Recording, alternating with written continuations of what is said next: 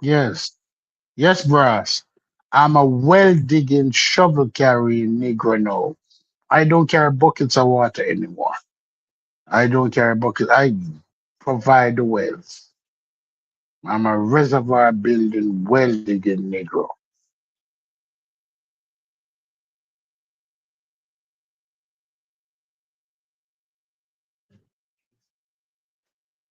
No sound.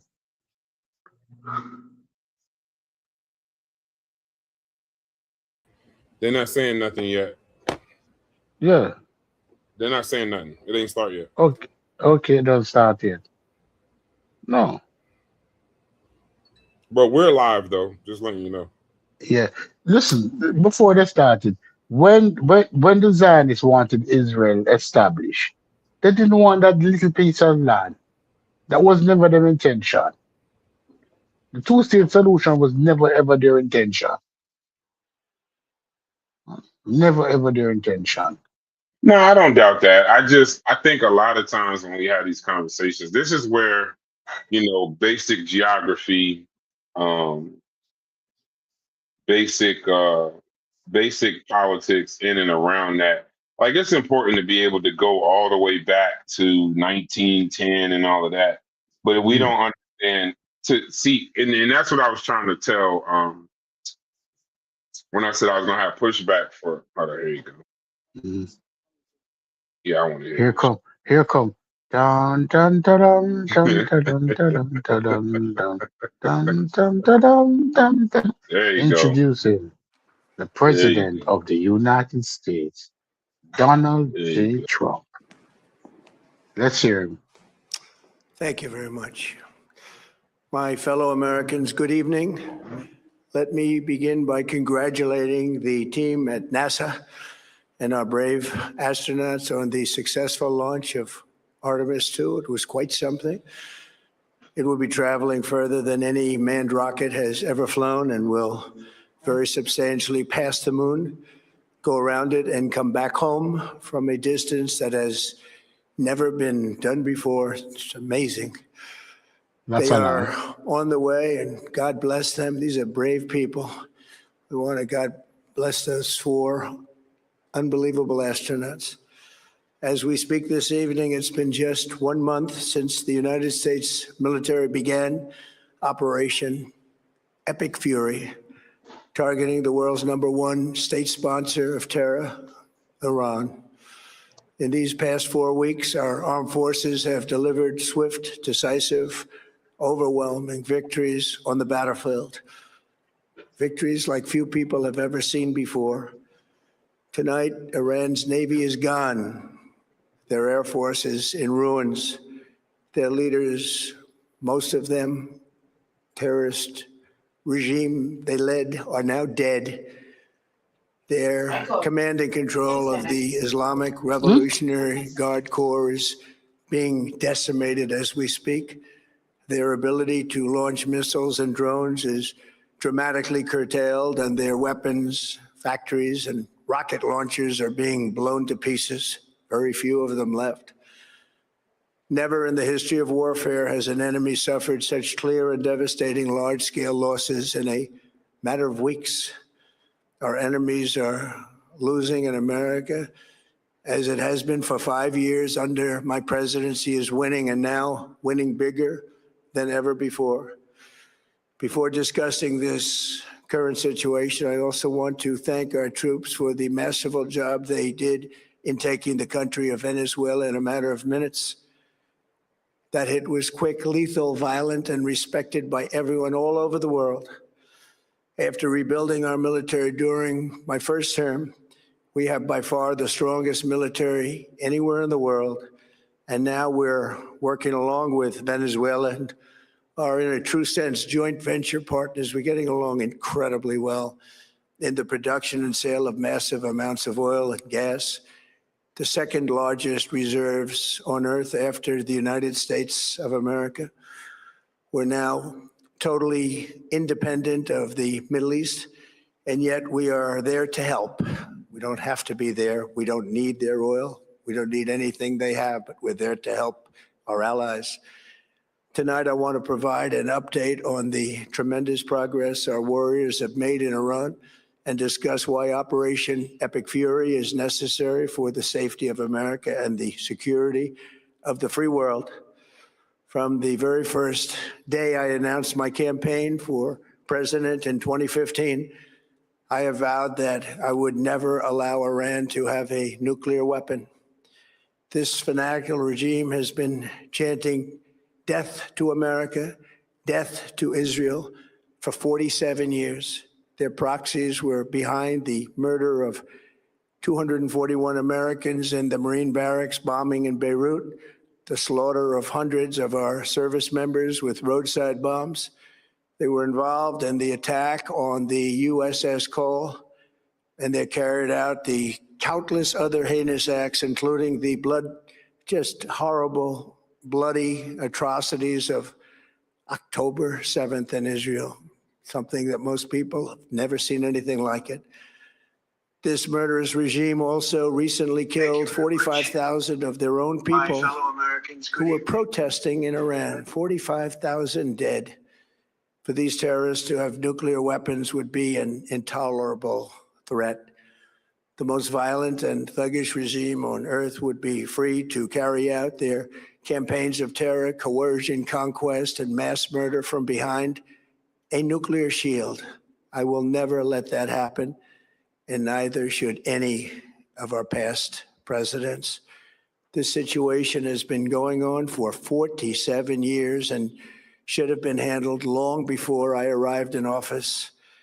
I did many things during my 2 terms in office to stop the quest for nuclear weapons by Iran first, and perhaps most importantly, I killed General Qasem Soleimani in my first term. He was an evil genius, brilliant person, a horrible human being, however, the father of the roadside bomb, and he lived just horrible what he did. Iran would have been perhaps in far better, stronger position. Had he lived, we would have had probably a different conversation tonight. But you know what? We'd still be winning and winning big. And then very importantly, I terminated Barack Hussein Obama's Iran nuclear deal, a disaster. Obama gave them $1.7 billion in cash, green cash, took it out of banks from Virginia, D.C., and Maryland, all the cash they had. Flew it by airplanes in an attempt to buy their respect and loyalty, but it didn't work. They laughed at our president and went on with their mission to have a nuclear bomb. His Iran deal would have led to a colossal arsenal of massive nuclear weapons for Iran, and they would have had them years ago, and they would have used them. Would have been a different world. There would have been no Middle East and no Israel right now, in my opinion, the opinion of a lot of great experts, had I not terminated that terrible deal. And I was so honored to do it. I was so proud to do it. It was so bad right from the beginning. Essentially, I did what no other president was willing to do. They made mistakes, and I am correcting them. My first preference was always the path of diplomacy, yet the regime continued their relentless quest for nuclear weapons and rejected every attempt at an agreement. For this reason, in June, I ordered a strike on Iran's key nuclear facilities, an Operation Midnight Hammer. Nobody's ever seen anything like it. Those beautiful B-2 bombers performed magnificently. We totally obliterated those nuclear sites. The regime then sought to rebuild their nuclear program at a totally different location, making clear they had no intention of abandoning their pursuit of nuclear weapons.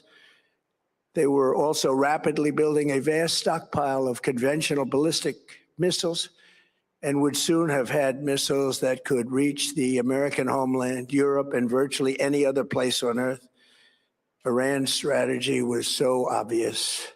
They wanted to produce as many missiles as possible, and they did, with the longest range possible. And they had some weapons that nobody believed they had. We just learned that out. We took them out. We took them all out so that no one would really dare stop them.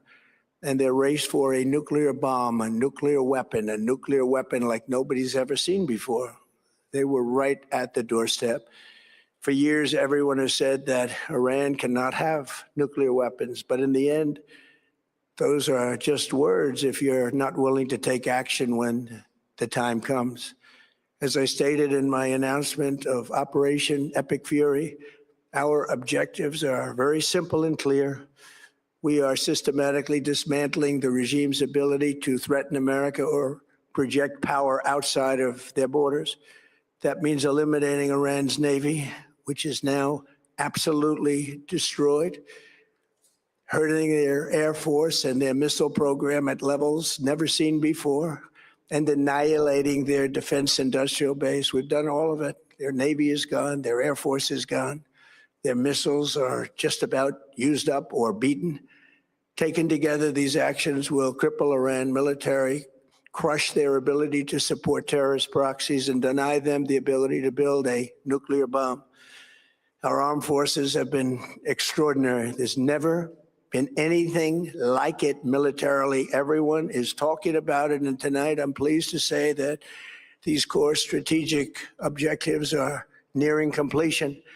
As we celebrate this progress, we think especially of the 13 American warriors who have laid down their lives in this fight to prevent our children from ever having to face a nuclear Iran. Twice this past month, I have traveled to Dover Air Force Base, and it's been something. I wanted to be with those heroes as they return to American soil, and I was with them and their families, their parents, their wives, their husbands. We salute them, and now we must honor them by completing the mission for which they gave their lives. And every single one of the people, their loved ones said, please, sir, please finish the job, every one of them. And we are going to finish the job, and we're going to finish it very fast. We're getting very close. I want to thank our allies in the Middle East, Israel, Saudi Arabia, Qatar, the UAE, Kuwait, and Bahrain. They've been great, and we will not let them get hurt or fail in any way, shape, or form. Many Americans have been concerned to see the recent rise in gasoline prices here at home. This short-term increase has been entirely the result of the Iranian regime launching deranged terror attacks against commercial oil tankers in neighboring countries that have nothing to do with the conflict.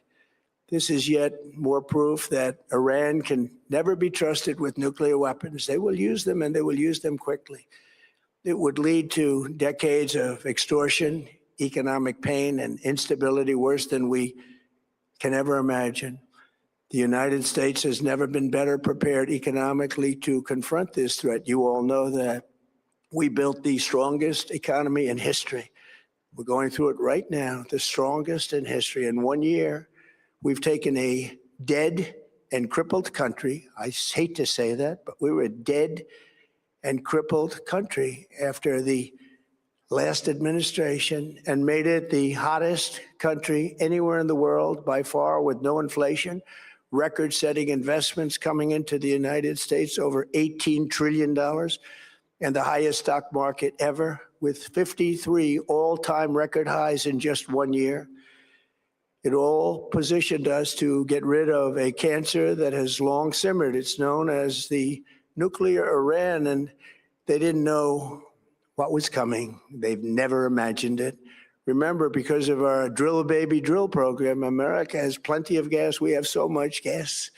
Under my leadership, we're #1 producer of oil and gas on the planet, without even discussing the millions of barrels that we're getting from Venezuela. Because of the Trump administration's policies, we produce more oil and gas than Saudi Arabia and Russia combined. Think of that, Saudi Arabia and Russia combined. And that number will soon be substantially higher than that.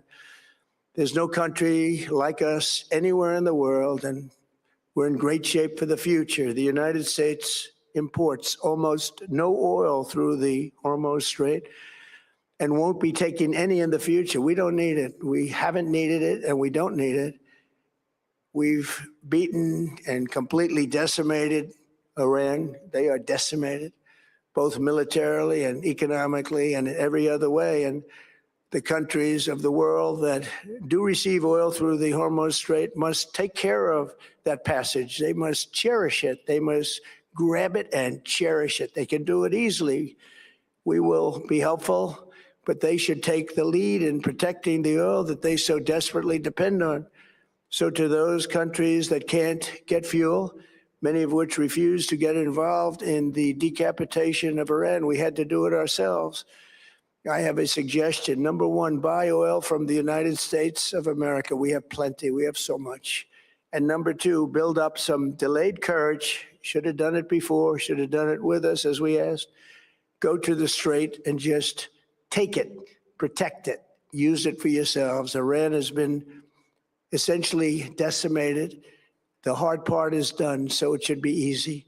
And in any event, when this conflict is over, the Strait will open up naturally. It'll just open up naturally. They're going to want to be able to sell oil because that's all they have to try and rebuild. It will resume the flowing and the gas prices will rapidly come back down. Stock prices will rapidly go back up. They haven't come down very much, frankly. They came down a little bit, but they've had some very good days over the last couple of days. We've done actually much better than I thought, but we had to take that little journey to Iran to get rid of this horrible threat. With our historic tax cuts, where people are just now talking about receiving larger refunds than they ever thought possible, they are getting so much more money than they thought. That's from the great big beautiful bill. Our economy is strong and improving by the day, and it will soon be roaring back like never before. It will top the levels that it was a month ago. I've made clear from the beginning of Operation Epic Fury that we will continue until our objectives are fully achieved. Thanks to the progress we've made, I can say tonight that we are on track to complete all of America's military objectives shortly, very shortly.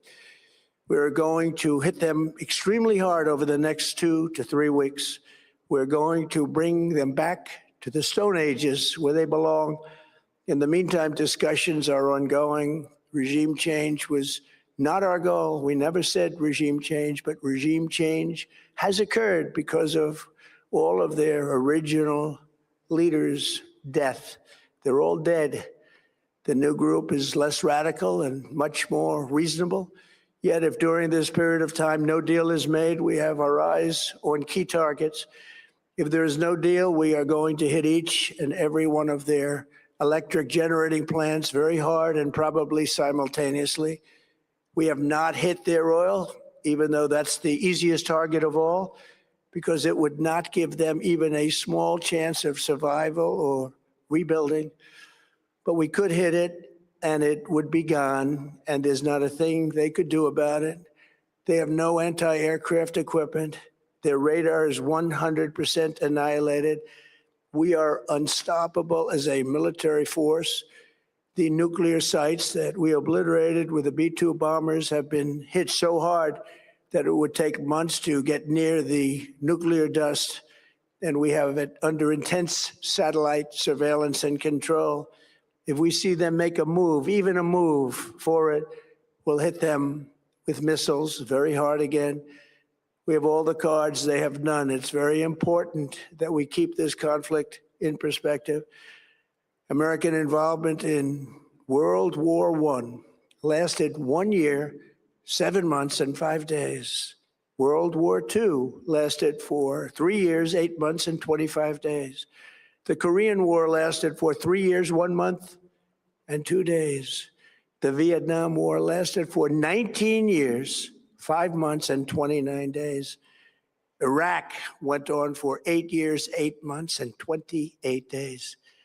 We are in this military operation so powerful, so brilliant against one of the most powerful countries for 32 days. And the country has been eviscerated and essentially is really no longer a threat. They were the bully of the Middle East, but they're the bully no longer. This is a true investment in your children and your grandchildren's future. The whole world is watching, and they can't leave the power, strength, and brilliance. They just can't believe what they're seeing. They leave it to your imagination, but they can't believe what they're seeing, the brilliance of the United States military. Tonight, every American can look forward to a day when we are finally free from the wickedness of Iranian aggression and the specter of nuclear blackmail. Because of the actions we have taken, we are on the cusp of ending Iran's sinister threat to America and the world. And I'll tell you, the world is watching. And when we do, when it's all over, the United States will be safer, stronger, more prosperous, and greater than it has ever been before. May God bless the men and women of the United States Armed Forces, and may God bless the United States of America. Thank you very much, and good night.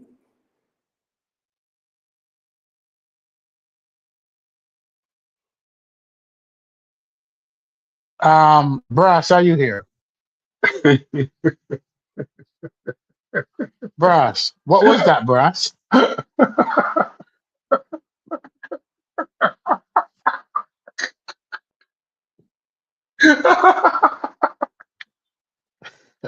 Brass, Wait. Just wait, Brass, bro. Just wait. I'm gonna fact check this tomorrow. I think that's what I'm Brass, gonna do. I'm gonna fact check some of these statements. Brass. It's If it's narcissism 101. yeah, He's but literally Brass, doubling down with no evidence, no support. Uh, damn. Brass, Yeah, if yeah. Go if ahead, go President ahead, go Trump ahead, go ahead. if President Trump was a woman, right, and you're married to a woman, We're I live. should just yeah, I should display those characteristics, and you took her in public. You'd walk around with your head hanging low every day. You couldn't hold your head high. This No, dude just you came couldn't take on. her. You couldn't take her. The thing that's tripping me out is so now in my mind, we're fighting a losing battle based on our goals. Based on based on whatever goals we had, well, he had over there essentially. We're losing terribly, but this framing that this framing is the framing of this is real bothersome because now instead of standing down, right, Mhm. in regards to uh, because the straight is fucking up any. I won't even use the word of his allies. The straight of Amuse is fucking up potential allies. When you keep saying he doesn't have support, he doesn't have support because of that straight. That straight Mhm. is making it very difficult for any other country to justify um, joining in and supporting them. So that's one. But now instead of falling on his sword, even in a narcissistic way, there's so many ways he could have used his narcissism and fell on his sword. Oh yeah, I had you on mute. I apologize. Oh, you're on mute, Cuban. That's why. The Cuban Um, unmute. yeah, Cuban's muted himself. I Yeah, can't. I don't have yeah, you on yeah, mute. You got to unmute. Every time I click on mute, you got to unmute yourself. Maybe leave and come back. yeah. Um, the crazy part about this is that where my brother Thunder at? I want to see what Thunder think about this because in this particular case, he's instead of using the straight like I thought he would, I thought he was going to use the straight as a reason to get out of the war. And I figured, even in a narcissistic way, he could say that Iran offered him the ceasefire. So that way he doesn't necessarily lose face. But instead, what he's doing, which is interesting, I'm gonna look more into it in the morning. But what he's doing, which is really interesting, is he's um he's using the straight to make the other countries kind of say, well, if you're not using the straight and you're not appreciating the straight, that's your Mhm. fault. And that if you want to use the straight and you want to have basically have me give you access to the straight, then you should join in on what he called a decapitation of a country, which is crazy. That is crazy to say if you want to use this straight, help me decapitate Iran so that we can just use the Strait of Hormuz. And that's crazy, bro. That is crazy. He basically in a address which had a really weird kind of. There's no need to do if you're gonna do this. This ain't even a major announcement. If you're gonna do this, you don't need to interrupt TV and all of that to say this. We already he hasn't changed his stance from originally. He's still on the same shit. This is crazy. This is crazy as hell. If That's you're not the against dude. Iran, you can go through the strait any goddamn way. Yeah, because other countries going But through the he's street, trying you to know push that. the world to it's like he's trying to push the world to blow up Iran. He's trying to push the world to do it. This is weird. This is weird. And it's not like through genocide or war crimes or anything like that. He's just trying to push them to do it so that they can use the Strait of Hormuz.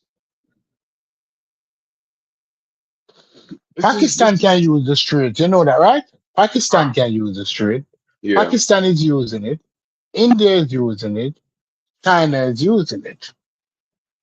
Hold on. Let me fix this in Cuban real quick. It says I can't unmute your guests because they have to unmute themselves. Cuban, you got to unmute yourself. You have to unmute it. No. I could unmute myself before, but there was just no sound. Now Okay, you got to speak up a little bit. But we can hear you. We can hear you. He said, Brad. Let me see what the chat is saying. Go ahead and talk while I'm looking. I'm about to pull up some comments. No. This speech is the greatest speech by President Donald Trump, the president of the United States. It was a bunch of nothing burger. He said nothing. I don't know where he's at. He did not announce any move that he's doing next. All he's saying that he spoke to the family of the deceased United States soldier, and they told him to finish the war. He's saying to the allies in Europe, if you want to use the streets, you need to come in and use the streets. You have to come and protect your ships. When everybody know that there is no going through that strait. If even an aircraft carrier, that 2 mile narrow passage, it's like it would be like the 300. You watch the movie The 300 when Leonidas was on a hillside and the Persian had to be coming into a narrow area. That's what it's like. It's like the last stand of the 300. No matter how powerful you are, how you have to proceed through the street is super dangerous. Now, if he's going to send soldiers on that island, he's sending them into a fishbowl.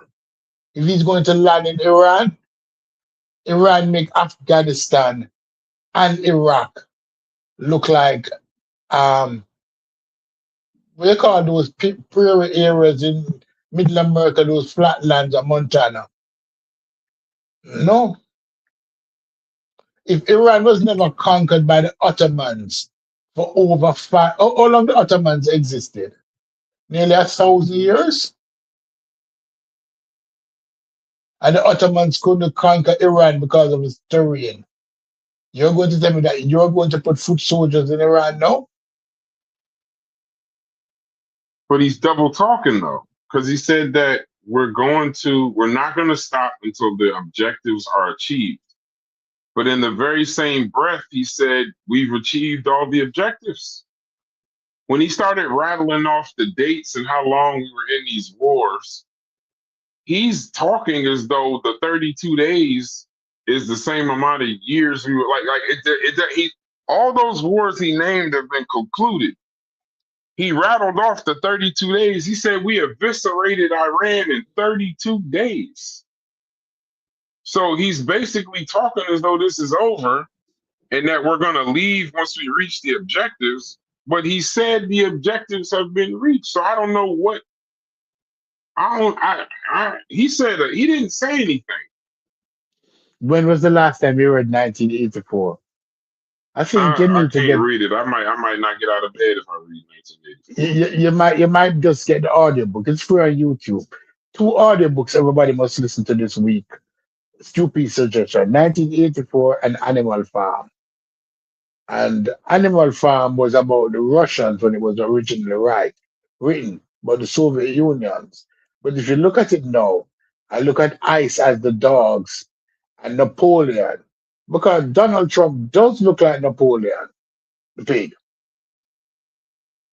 but he does look like Napoleon, right? And then the policies that's coming out. I don't think there have been truth, the level of truth that has come out of this White House since year. I have a problem with it. I think every other statement, he talks about the economy. He said it's the strongest economy. He said that there's been zero inflation. Do you agree with him on that, No, Brass? no. That's what I said. I'm a Right? fact checker. That's one of the statements that makes me want to fact check. Like he talks about the gas prices, right? Yeah. When he was talking about the gas prices, he acted like they just went down. No, he said Like in it's some places they temporary. just went up. No, but He he said said that no. He's saying you said it was a temporary thing that we had to go through. That's a past tense. The prices is going up, and then on I top paid of that, bro, he just threatened the entire planet. Did you hear? Did you hear the threat? He just no threatened the globe. That Strait of Hormuz shit. Any leader of another country watching that is not supporting the U.S. and Israel in this war, that was a threat to them. If you motherfuckers don't get involved, if you motherfuckers don't get in tune, get in touch, you, it's gonna be some repercussions. That when if we do win this shit and we control this strait, you motherfuckers will be locked out of that shit forever. Just for clarity, the Strait of Hormuz is 20% of the daily global consumption of oil on this planet. and gas and fertilizer. I think it responds for more than 20% of the world Where fertilizer does Chef go? travel. I don't know. It's probably about more than 20% of the world fertilizer travels through the strait, right? The liquid gas, I think more than 30% travel through the strait, if not more, right? So it's not only because currently now the American farmers are faced with increased diesel price and increased fertilizer price, both of which has went up by more than 30% within the last month. It's now spring. It's now planting time. So therefore they're paying far more for fertilizer and far more for diesel. I filled the tank today and I bought 11 gallons and it cost me $50. I paid $4.58 per gallon for gas today. If this But continue on, we're back at weapons of mass destruction. He's making threats that don't even make sense. Like he was trying to make a threat. It would be like me saying to all of y'all, if you niggas don't get in line, I'm gonna grab the sun and make the shit hit the earth.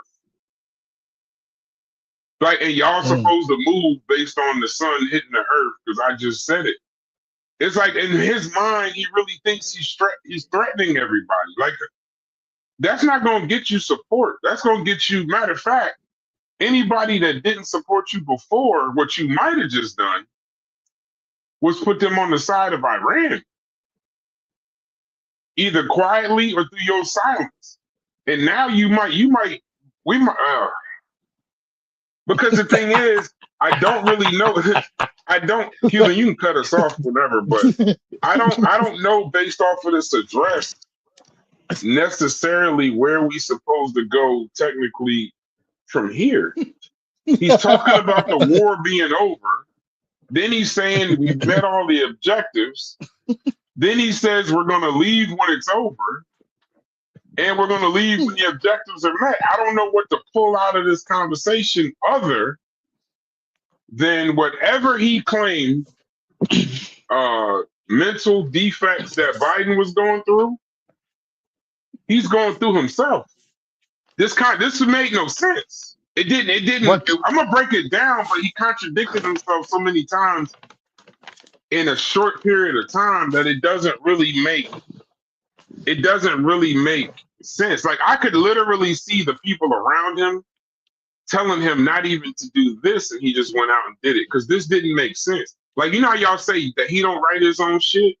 He might have wrote Mm-hmm. this because no person writing this, a sixth grader would understand certain levels of writing, like intro, body, conclusion, PAR. Like there's certain things to writing that if you follow the rules to writing, you'll catch yourself. He didn't even catch himself in what he was. So he said, we're leaving very soon when this is over. He started the speech off by saying we eviscerated Iran in 32 days. He started talking about if they reach, as if they got hands for the bombers. If they reach for those bombers, we're going to blow them up. Like we're not going to destroy their oil because we can't. But I heard him say 3 days ago, he reduced their oil capacity by 70%. I listen. Go ahead, Cuban. Go ahead, bro. Well, he said in the speech, he said something that was true, but for me, I see it. You're very low. We can't hear you. You got to almost yell. He stated in his speech. He says, "We don't need oil. We don't like." He's saying we don't need this, right? We don't need the oil. He's right because they got a lot of it, but you want it. Want and a need are two different things. So I don't think that they're gonna be out of this place. I don't think there's gonna be a 100% deployment of soldiers or however they're doing what they're doing. There's already too much that they've involved themselves in, and they have an interest. They have an interest in that canal, right? And I agree that if under pressure, let's see how big the balls are of these other countries that now, all of a sudden want to be the moral police and stand with Palestine, right? Let's see if they don't cave in to compromising.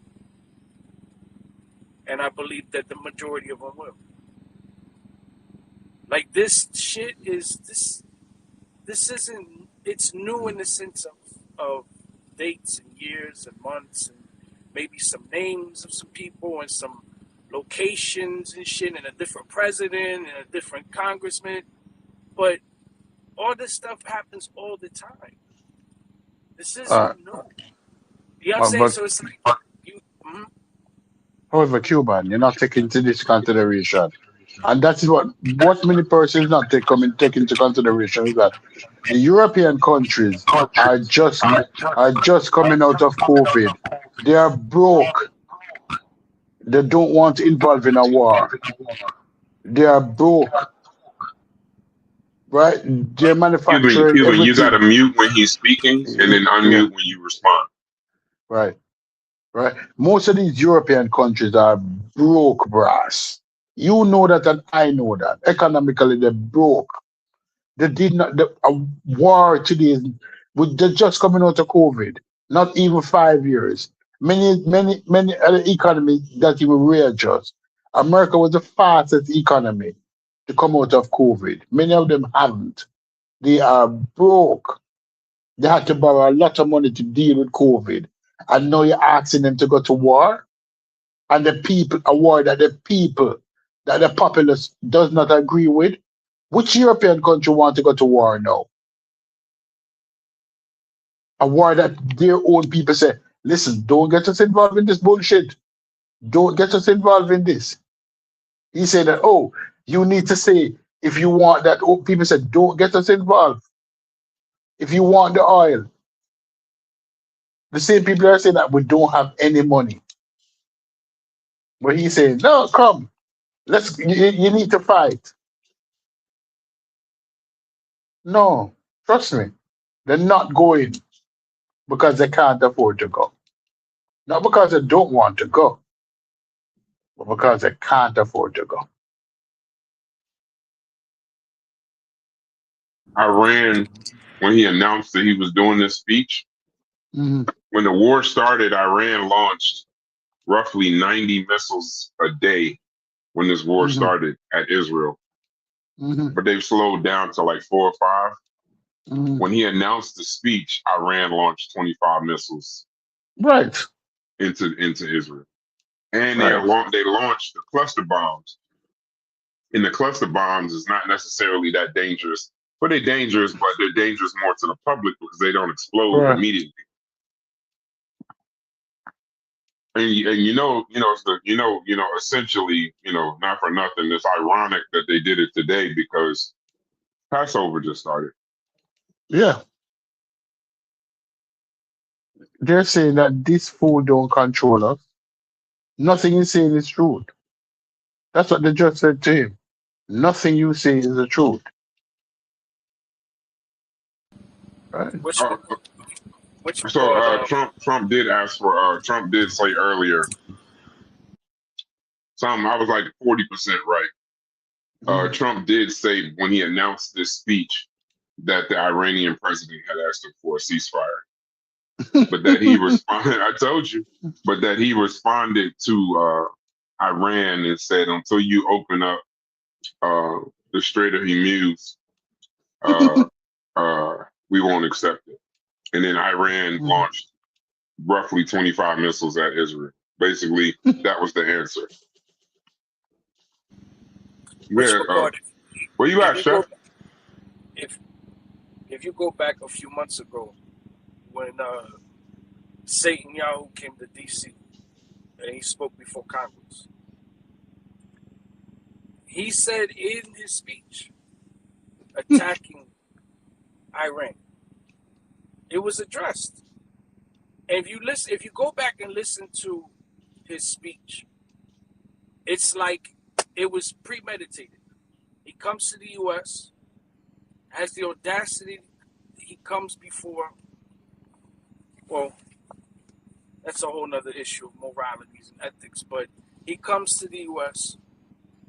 while what's going on in Palestine, before the politicians of this country and the ADL and all the other fucking Zionists, right?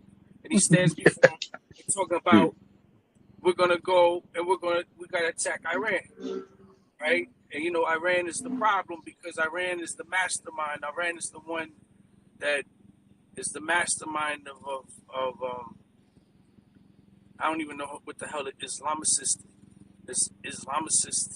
what they like to call it, right? So, which I will say, but that's a whole nother topic. But I will say that Iran is very much the mastermind with these extremists.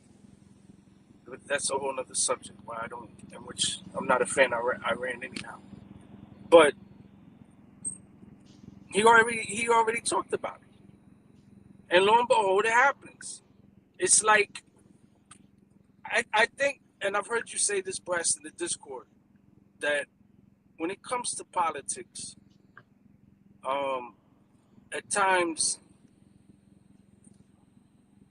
it's treated like other subject matters, right? And politics cannot be treated like that. It just can't.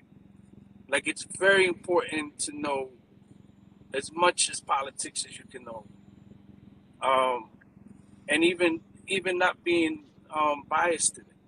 Like, um, in the Discord earlier, when I don't want to mess his name up. He was discussing about expected behavior. Like, this isn't new behavior, right? That goes on in the world. It's basically the haves and the haves not taking over, right? This is Now, my anathema. yes. Yeah, Shasta Now, Buddha. I don't know if he agrees to that ideologically, like he's okay with it, but being presented as an argument of not being biased in the conversation of politics, even if it's a side that you totally disagree with, it's very important to understand the argument that is presented from these people. And at times, if you put yourself in the shoes of these people, you understand why they think the way they do. Doesn't mean you have to agree with it, but at least you have to.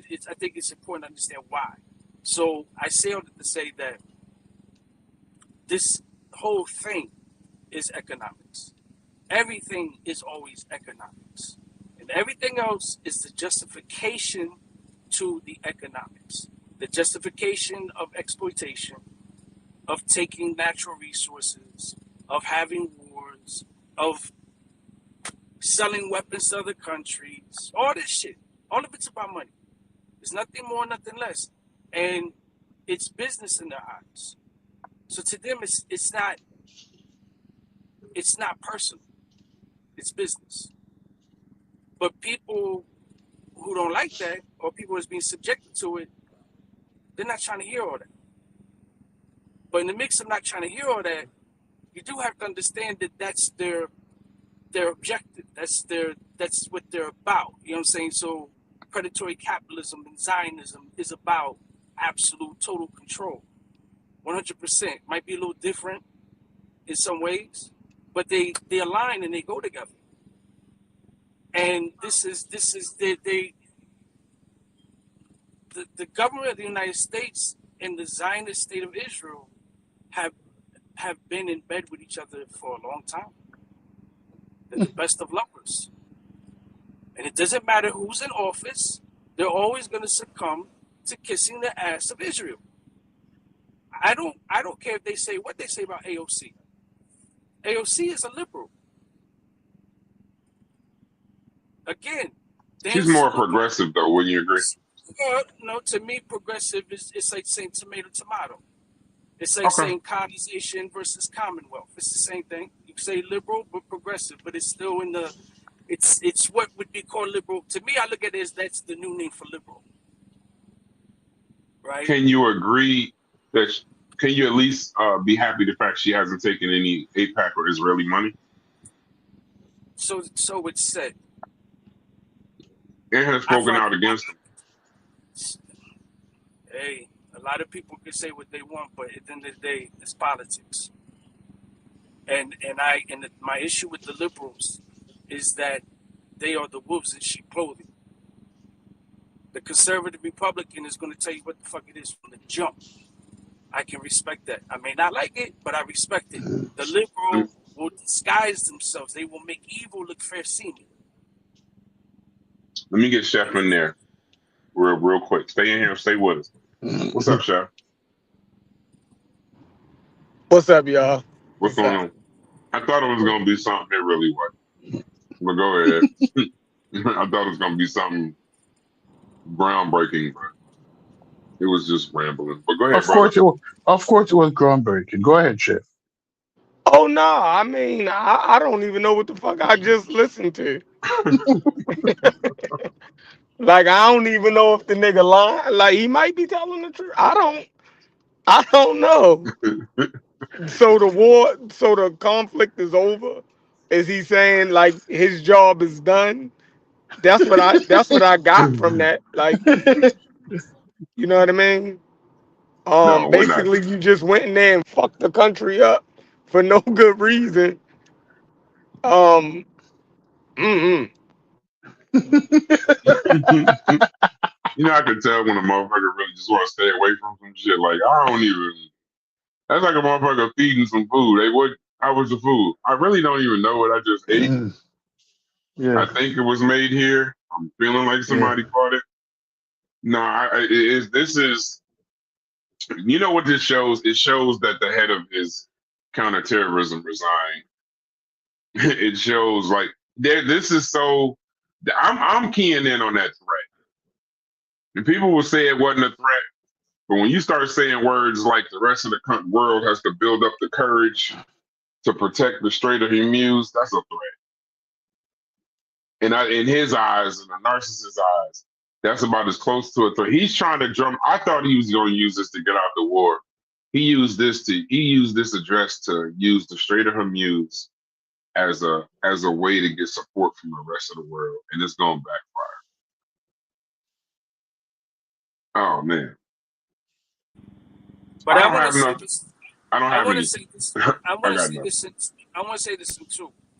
In fairness, though, these Arab nations, right, compromise very compromised governments, very compromised governments that succumb to kissing the You feet gotta of speak Israel. up, bro. Your shit is real low. No, very compromised countries that compromise to Israel. You know, so there's Palestinians I know. You know, there's again, I know you don't like the word, but there's nuance to it, to the positions that Palestinians take. And some of it in some ways has to do with theological, with the religious aspect. But this whole situation is absolute political thing. I don't have an issue with the word nuance. I have an issue with how y'all use it. Just so we're clear. I don't have any issue with the word nuance. I don't have any issue with the word context. I have an issue when people use it to bullshit. Like the same way y'all say what you're saying, or I don't even know what you're saying. Mm-hmm. When niggas be talking and they start saying rhetoric and nuance and context, they use it as a way to tell you dumb. And that's really what they saying. Like you think they not saying that, but like you'll bring up a topic and a motherfucker will say you don't understand the nuance. I know that that's a code word for you don't know what the fuck we're talking about. You only have a surface level understanding. I prefer you just say that. Just say I only got a surface level understanding of the conversation. You should shut up. Do that. But when you start doing the nuance, motherfuckers then turn around and use nuance to prove their arguments. And it's not a lot of nuance and context all the time. But like similar to like when he's all talking about the origins of how Israel and Palestine started in the first place in the 40s. What my pushback to Truist was going to be that when you say that they offered them a two-state solution, now that we're not in the Discord, I can actually say, like, get the shit off. I don't know if it was to Truist or if it was to Anathema. You cannot call what they offered them a two-state solution. You can't. It was offensive. It was almost like if they would have accepted it, it almost would have been like, all right, cool, we got them. Because if you got 70% of the people and you only gonna give them 40% of the fucking land, and they just left Britain rule, if they would have, it's like you wanted them to sacrifice their people, but then you'll turn around and say you offered a two-state solution, but that international zone was gonna be Jerusalem. All right. Look, let's look at it this way, Brass. But did you understand what I'm saying? I'm saying, but did you understand what I'm saying? Yeah, I'm hearing you, but people don't understand this. Under the Ottoman Empire was the United States, where all of that land was ruled by one set of people for more than 1,000 years. Do you understand what 1,000 years is? That's what the Ottoman Empire is. That one piece of land was ruled by one people for 1,000 years. So they wasn't even thinking about state. They were thinking about them as a subject of an empire. It's like one president ruled the 50 states, and then America got conquered. Right? After America got conquered, no, the states them different, right? But nobody was seeing themselves as an individual country, just an individual province within an empire. And somebody came and said, listen, Ottomans is no more, United States is no more. But black people, I have a deal for you. You see, if you fight for us black people, we're going to make sure that you get a piece of the pie. I used to tell them, say, what your piece of the pie? Don't worry about it. We're going to take care of you. And then they split up the pie and they say, this piece named Lebanon, and this piece named Jordan, and this piece named Palestine. But Palestine, your piece have to go share. And this piece named Egypt. And we're going to give it these borders. Because the Ottoman control all of those regions, you know. So they split up what the Ottomans control and actually drew lines. Because the Ottomans didn't draw any lines. Because they didn't have to. There wasn't a country. Right? So now somebody's here telling me that I am not a man unless Brass say I'm a man. So, Brass, imagine that. Brass, are you a man? Yes, No, stupid. No, you're not a but man. not until you Stupid. say so. I get it. Yeah. I get it. So Palestine was not state. It was not people who occupied that land for more than thousands years since the Ottoman were there. No, no, you weren't a state until British who conquered the Ottomans decided that you're a state. Oh, but yet still when Israel come now, Israel can come with a bullshit argument that listen, you give us this piece of land, but our borders aren't really fixed. We will work within these borders that you set forth, but they're not really fixed. Because that's not the piece of land we agreed to when we gave you all this money to help you fight the war, when we help to finance you. We agreed to Greater Israel because the Zionists told you what they want from day one, and it was Greater Israel. And the British were saying that no, that unfair, you can't get so much land. I can't give you all of that. And you're saying, yes, you can, because it was part of the Ottoman Empire. We're not asking for anything that wasn't more. Give us that piece of the Ottoman Empire.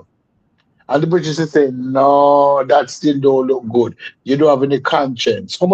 How many of you are there? And they say, there are 5 million of us. At the 1940, there was about 5 million Jews. And the British said, boy, 5 million people for that big piece of land? Yes, yes, that's what we want. And that's what they've always wanted from day one. I'm gonna go over to Brother Reggie real quick. But I want to read a couple of these comments from the chat. Thank Yeah. y'all for coming up.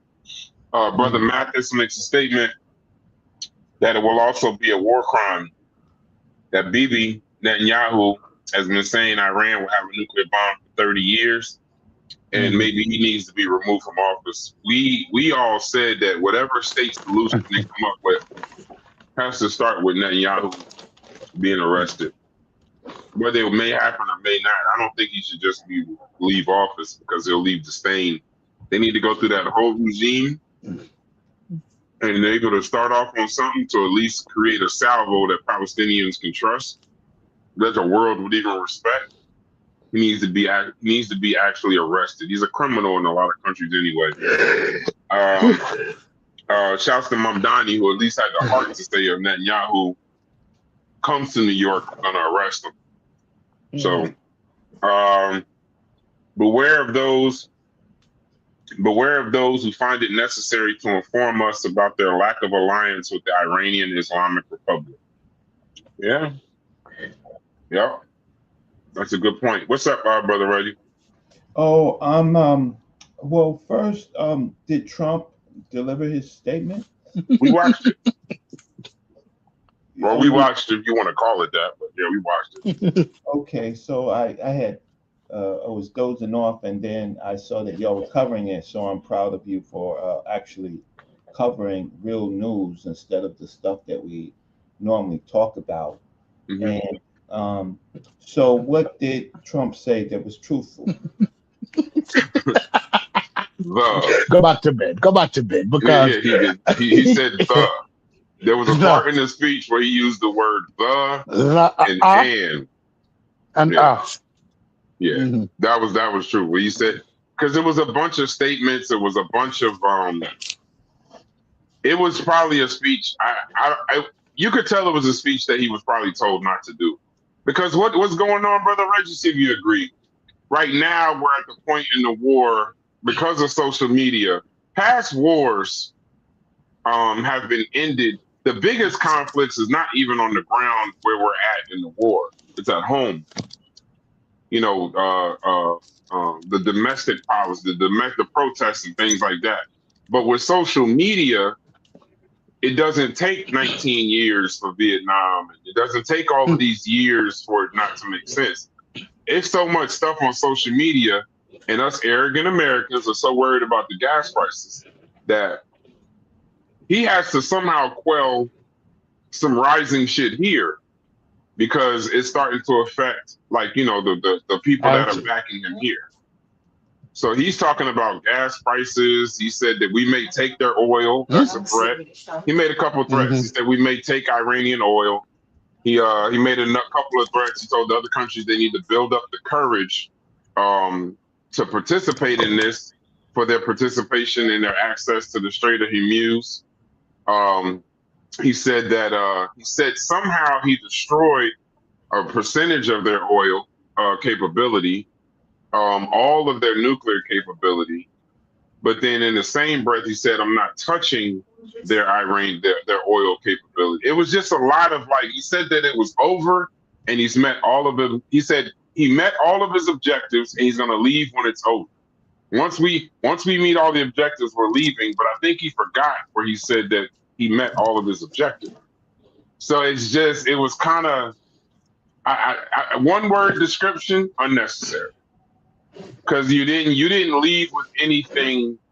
A president is supposed to ease your concerns and bring clarity. At least that was what the administration is doing. If anything, he heightened the concerns. Because he even said, even in him saying we may pull out, Brother Reggie, he said that, but we may do spot strikes later. Yeah. So it was like, it was never any kind of, it's like telling your wife, like, I'm never going to cheat on you again unless I see somebody prettier. You know what I'm saying? Unless I see somebody prettier than you. And then I'm definitely going to cheat on you or something. You know, it wasn't a presidential address. It wasn't. Okay, so he still claims that the war is effectively over. That's what I heard from you. Yes. And he also you can't say it without laughing. No, and I'm hearing Stupi's laugh, right? He says that Trump still claims that Iran asked for a ceasefire, right? Yes, he said that earlier today. I had claimed, because sometimes you got to get into the mind. If you got a narcissist, I actually like narcissists when I'm arguing with them or trying to figure something out, because they only have a few fighting styles they could use. Yes. So I thought he was because earlier in the day he had mentioned Iran offered him a ceasefire, and he told them unless they open the strait up, that he wouldn't consider it. And then Iran responded by on the first day of Passover sending 25 missiles into the heart of Israel. Right. So I did.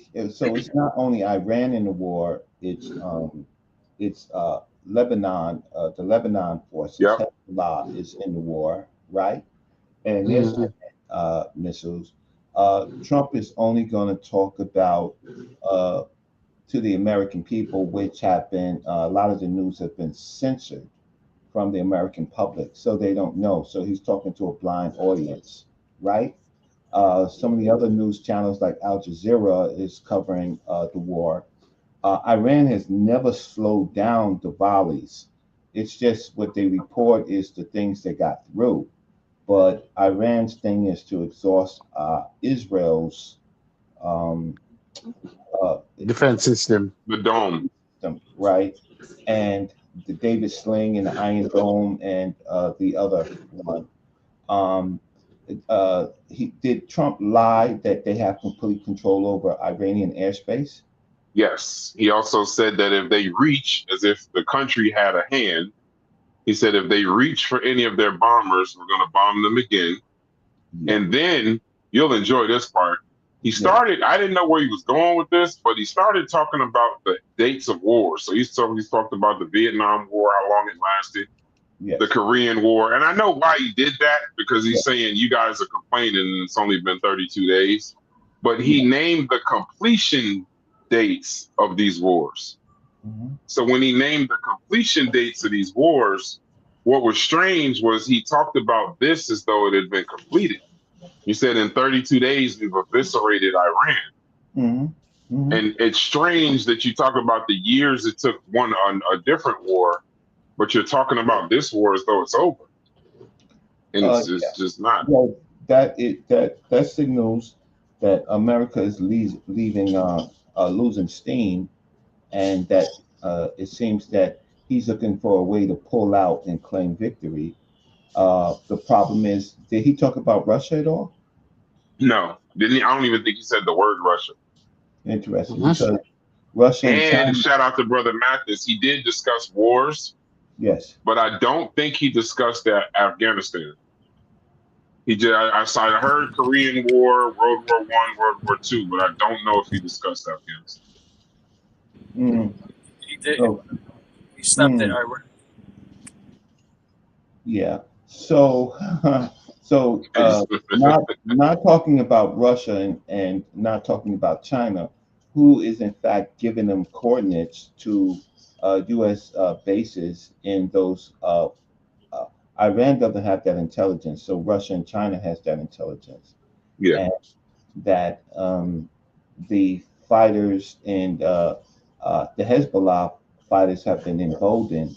So he's only talking to the American public. He's not talking about how the French and the other groups or British are denying America airspace, right?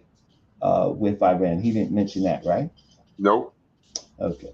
So what's going on with this war is that America and of course Israel is doing it now. We know completely they're doing it alone, right? And they have um, went through multiple billions of dollars, and uh, the, the big problem is that Israel's munitions seem to be almost depleting, right? Um, and Israel is not talking about putting ground forces. Did he say anything about putting ground forces? No. Okay. So when he says that the other countries have to go at it alone, then that opens it up that these other countries will make deals with Iran. And so America, as we know it right now, is not the America that we knew before the start of the war. So this is going to have lasting effects on the American population, right? And then the other media is talking about insider trading with Trump and his groups of people out insider trading, and that's going to come to bear. So we're witnessing some. Oh, and the other thing that happened earlier is that the Supreme Court stopped the building of his what do you call it? His palace, his ballroom. Hmm. You can call both names fit. And the other thing that the birthright citizenship, they heard Yeah. the arguments today. You know that, right? Yes. Mhm. And it didn't seem to go. Trump came and then he left. He was the first president to sit while the hearing was going on. He's also the first president that left early, right? And important to that is that their argument, the general solicitor's argument, Trump's people's arguing, is that birthright citizen was only created for the slaves. They don't say Yeah. enslaved, they say Yep. slaves. And birthright citizenship was only to be granted to their children, not the Native Americans' children, not any other children. But President Trump and his Solicitor General doesn't understand the framing of the Constitution when they say persons. Any persons born on United States soil, right, is a citizen, right? So it doesn't look like on that front that Trump is going to win birthright citizenship from the Supreme Court. So he's lost his taxes. He's lost that. He's lost his palace, and he's lost that. He's going to lose birthright citizenship. But still, there are Republicans or MAGA people uh, who seem to like our brother Thunder.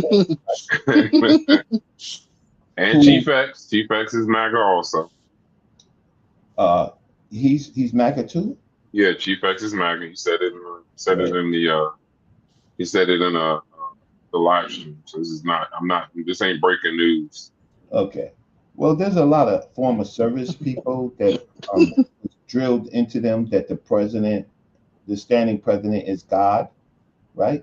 So I know a lot of service people uh, that former service people believe that. But the facts remain is that, and besides Trump being a felon, uh, with his taxes, his real estate, being not a felon in civil court, but with the rape case, right? His connections to Jeffrey Epstein. He knows, and the people around him should know that if the Democrats do prevail in November, what they're going to do is they're going to go after, while they're going after Trump, they're going to go after Trump's support, elected official support, those people, because Pete Hegseth, it seemed that he tried to enter into a war trade. He tried to buy millions of dollars worth of defense contract stocks that were flagged, and his trade didn't go through. Did you hear about that? Yep. Okay. So it's interesting, but there are Republicans that seem to be breaking rank with Trump. But I've said enough. I was just trying to add more information, if I did, on what is actually happening. But I think that Trump is trying to signal to the American people that America has won this war, and I know that he knows that he has lost the Strait of Hormuz, and because because China and Russia, they have an interest in that strait, right? So they have to get oil from that strait, and that the Arab countries that supported Trump, they know that Trump can't protect them. They got their ass handed to them, right? They wasn't expecting Iran to hit them, and then of course a couple of American bases got bombed, and billions of dollars worth of American military equipment was destroyed. So, but he didn't mention any of that stuff, right? No, he can't, because one of the things that's going on, you make great points. Even with Hegseth, the Hegseth issue wasn't for a trade that he did. The Hegseth issue that they're having a problem with is the person that's linked to it and the timing. He did it right before the strikes. So now you knew you can't call it insider trading. That's what he's saying. They didn't execute. But the question would be, how did you know? How would one of the only people that could know when the strikes were going to happen, how are you acting like you didn't do this to your benefit? That's one. Two, the reason why you and I both know why his people are beginning to break ranks. This is the conversation we were having earlier. Is the reason why his people are breaking ranks is, one, November is 1 day closer every time the sun drops and comes back up. And part two, and we were talking about the next presidential election. The Republicans have voted roughly to the tune of 98% support of everything that he's done. And then what they're going to try to do in order to get elected or save face when the Democrats, or if the Democrats take over, they're going to try to then separate themselves. But by then, if they're smart, they'll use their voting record and the actions and quotes of these people while they were on top, because that's the challenge you're going to have. These guys were very, very arrogant when they had control of DC. Not only did they have control of DC, they were acting like they had control of DC.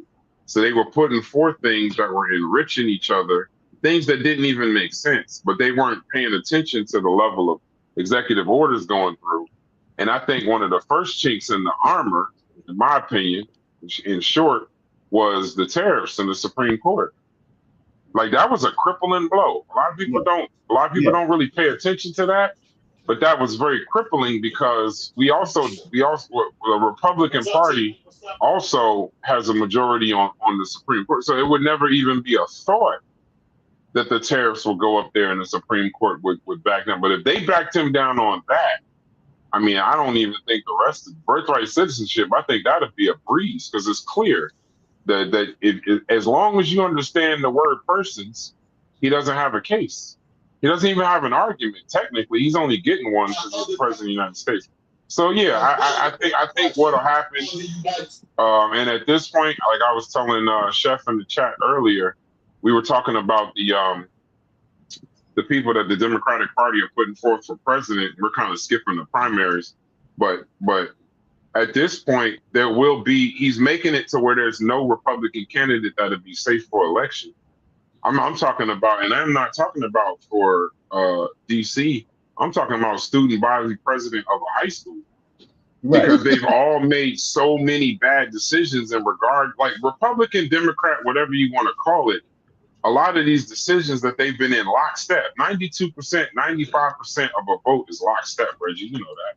Right. So if they're in that, they can't then in turn, when they get questioned on this stuff, they're not going to be able to then in turn say, well, we didn't agree with him. We hate him when they do the 34 felony 3-card money, like Tory said. Yes. The 3-card money was being pushed by the Republican Party as well as the Democratic Party. That's correct. Until the Republican Party realized that Donald Trump could beat Biden. And that's when all of a sudden you could see it almost like it happened overnight. All of a sudden, the 34 felonies was only being said by the Democratic Party all of a sudden. But So it's gonna be very interesting. But you know what? I'm gonna land my plane here. Two things, Reggie. I'm gonna ask you two questions while I got you up here. I think it was very I'm gonna ask you about black people first. I don't want you to answer that first. I want you to answer that second. Do you actually think, because this is an interesting point that I got, I don't think that the Democrats are going to sweep the primaries the way I don't think that that's going to happen the way, based on the vigor and the vitriol that I'm hearing every day on the news, BBC, Al Jazeera. I don't think the Democratic support is going to be what it should be in November. That's my first question I want you to answer. But my second one was, because you'll be affected by this part, I want you to address the lack of color at these No Kings protests over the past week. There was 9 million people protesting. Now the whole world and black people are telling me every day that they are sick of Donald Trump, they're sick of this kingship, they're sick of this presidency, they're sick of that. But the color of the No Kings protest was white. New York City, San Francisco, wherever it was essentially about 80 to 90% white. Now, a white lady said her reasoning was, and I liked her reasoning, it made me feel a lot better, that when the police show up to this protest, they're basically just going to try to lock up black and brown. You know, there's no need for that. We know where black people stand. Black people stand with us, this, that, and the other. But do you find it alarming that there was a lack of color at these protests? You can answer whichever question, however you want to answer it or whatever. Well, about the lack of black people in the black and brown, black or color, period. Black and brown, about that. I think that black people have been really apathetic, and also not, how can I say, have pushed themselves out of the loop of watching real information. So the major news channels are pro-Trump, right? They haven't been honest. The so-called black leaders, like the Black Democrats, they're not, they're part of this game because they're not informing the public about the No Kings, right? So you don't see Hakeem Jeffries, or you don't see any of the really black, even in New York, right? How can I say, the Black Democrats? They're pretty much mum on these types of protests, right? And then that leads into what you were saying in the first part, is that it may not be a sweep that people are thinking that's going to occur, because black people are apathetic and they're not gonna come to the polls. They only come to the polls, like, you know, it's like when you have the Super Bowl and presidential election is the Super Bowl, right? Uh, They're not coming. So we are in our worst uninformed, apathetic state that we have been in a long time, because you would think that the so-called black leadership, right, that they would be making statements, right? They're getting people to the marches, right? No, they're not. And that's the problem that goes back to the first part. They have not been consistent, or they have not been useful. They have not been useful. The Democratic Party is what? Bernie Sanders. Can I go after Reggie, please? yes, sir. Yes, sir. And I'm gonna close on this point. But go ahead. You gonna close the show? No. After y'all go. Because I don't know where Chef is. I just did it for the address. I thought he was going to Okay, take over. that's fine. So generally, not to prolong much. No, I want you to prolong it. I'm just saying after you and him go, that'll be the end of it unless somebody comes up. I don't really have nothing else. I want to go break Well, I'm gonna stop and let Stu Peace, because I never know what Stu Peace is gonna say. I don't know if it's going to be something crazy. Yeah. No, it won't be crazy. It's simple as this. Black people realize that this fight is no longer our fight. Yeah. Because if 90% of us voted and we went out in full force, if you work it up 87%, if you took out the 13% men and women who voted for Trump, between 87 and 85% of black people voted. So black people realize that this is not my fight. Because I am already under pressure. I recognize what this pressure is. I'm prepared to band my belly a bit more. It's your fight now. I've fought and I've shown you, but I cannot be the only one fighting, because I know that I'm not the only one hurting, and white people starting to hurt now because they've never been hurt before. So that 9 million coming out don't mean anything to me yet. It's when 30 million of them start coming out, that's when it means something. Because the midterms, white people still believe that Trump, 38%, the poll in the last time, 38% of white people still believe that Trump is doing a good job. And this poll is like less than a month old. MAGA, those people who are MAGA, just like who are black MAGA like Sunder and Chief X, who when questioned, is Trump doing a good job? They will tell you yes. No, you as a Republican, when you hear a MAGA say yes, I know that you losing your wits, but because you have more self-control than me, brass, you're able to bite your tongue and step on your big toe and act like you didn't hear what they said. And that is it. White MAGA saying Trump doing a good job. Irrespective of the gas price, when asked about tariff, white MAGA still believe that it is the foreign countries that pay in tariff. White MAGA believe that this gas rise is temporary. White MAGA believe that China is still buying American soybean. And when Trump came on today, he was not speaking to you, me, or Reggie. He was speaking to white MAGA to let them know that the war is going well. And because I say it's going well, it is going well. So that's the issue that we're facing. I can agree with that. I agree. So that's the issue that we're facing. So you and I, sensible people, is walking around and we are the lunatics. The world is upside down. You is the lunatic, Reggie. You is the lunatic. Because I'm being pissed on, and the person beside me opened their mouth and said, oh, this is the best tasting grain ever. The person beside you saying that this is the best tasting rain ever. And you say, but we're being pissed on. No, this is not piss. This is champagne from the gods.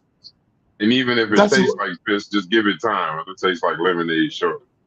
Yes, give it time. Just give it time. If you give it time, you're acquired taste for it. You're acquired. Wait. And even if it tastes like piss, what you don't know is that piss is high in what is that? Not carbohydrates, high in electrolytes. And it'll actually help you in the long run. Then they start talking about a spoonful of medicine. Now everybody Mary Poppins. I trust me. I talk to these stupid ass chats all the time. So that's what we're facing now. So that's what we're facing now. Is that I am worried about the primary because 38 midterms never have a large turnout, but Trump is Period. going to Not have just his black people. yeah, Said Breeze makes just a the good point. It ain't period. just black But people. Period. yeah, but guess what? He's going to have his 38% of the population, which would be approximately like 45% of voters turning out. And so if you don't have a good turnout in this midterm, he's winning the midterm. And if he wins this midterm, the next 2 years is going to look like apocalypse now because there's no stopping him. That's Well, he giving has a to mandate survive. from the American people. Well, he has to survive health wise, and so that's the other thing. No, It he's living to 103. anybody's what he made, but he's sundowning. Mm. So if you Explain, Rick. So most people don't know what that. okay, so when you become senior, right? There are some things that's pre whatever it is, Alzheimer's disease or Protectors.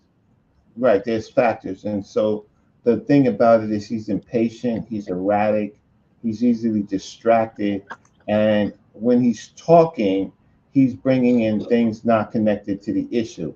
And that usually goes to cognitive abilities. And so he's been tested at least 3 times for cognitive abilities, and he's so far survived those tests. But the problem is his reality is different than um, what people are watching. What people are watching is that he's very impatient. He attacks reporters who have a right to answer questions, and he's not accountable. And then he walks out abruptly, or he walks around and just distracted. So what they're encouraging JD Vance to do is to invoke the 25th Amendment, right? um, because you can't have a person like this who doesn't understand, who put us into a war based on Israel. Um, how can I say Israel being his advisor and Pete Hegseth, a warmonger, saying yes, we can do it. But now, when the war is going down, he doesn't have the cognitive ability to understand that nothing in this war is going his way. Nothing. American soldiers are dying. He doesn't want to deal with that. Don't want to mention their names. Don't want to say thank you for your service. Don't want to do. Don't. He lost the Strait of Hormuz, right? He said 5 days. If you don't do it in 5 days, we're going to do this. 5 days passed. Well, we're going to give you another 5 days, right?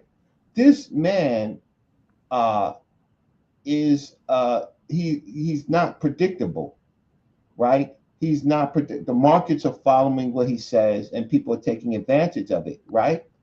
He's his son-in-law. What's his name? Uh, what's his son-in-law name? Kushner, Ivanka husband. Jared Let's Kushner. call it Jared right? Kushner. Right. Okay. Iran sees that him and the other person deceived them, and so and so they don't want to have anything to do with them because America is not trustworthy. You're going to negotiate, and then after negotiations, then you're gonna just turn around and bomb, right? So he's sundowning, right? And so his cognitive abilities are problematic. But even with that, people overlook his not so funny jokes. And today was just horrible on the Supreme Court when he came back and he spoke after that, and then he tried to use it was only made for the slaves. He doesn't know the slaves, the enslaved by you. And at the same time, America enslaved them. And then at the same time, they voted against reparations. So, but still, with that, Americans now have too much information and too much bad information. So, even the days where we had Kissinger and we had even Nixon, right? Even Nixon can read the tea leaves. This guy can't read the tea leaves. He's on the Dow. The Dow just hit records, the stock market, while regular people are suffering. So this is like the French Revolution. Now, will Americans do what people who want to be free do? No, they're not going to do that. We're too apathetic, too comfortable. We can't read the problem really, Brass, Suppies, we can't read the tea leaves anymore. Our gas prices Yes, going up to $4, right? And so $4.58. $4.58. I just bought some gas. how much? $4.58. In California, Wait, it's like $7. Baby, right. But how So much was the gas today when you got it? you said what? Huh? No, not the total price. What was the price per gallon? Today? All I know is to fill up my truck today, it was $73. Well, it's well, it depends on what grade, but it's definitely in New York it's $3.89. Bro, it's So premium. premium is much more. Premium is $4 something. mine is the second grade, not the premium. The second grade is what? Like 91, not 93. Yeah, Yeah, so it was 458 for 90 for 91. 89 was 408. The cheapest gas is 408. Hint said he's healthy enough to stand trial, and that's all that matters. Yeah, well, I read that, but what I will say about that is that now ordinary Americans are going to turn against each other. So the first thing that happens in my neighborhoods, right, is that they start robbing gas, right?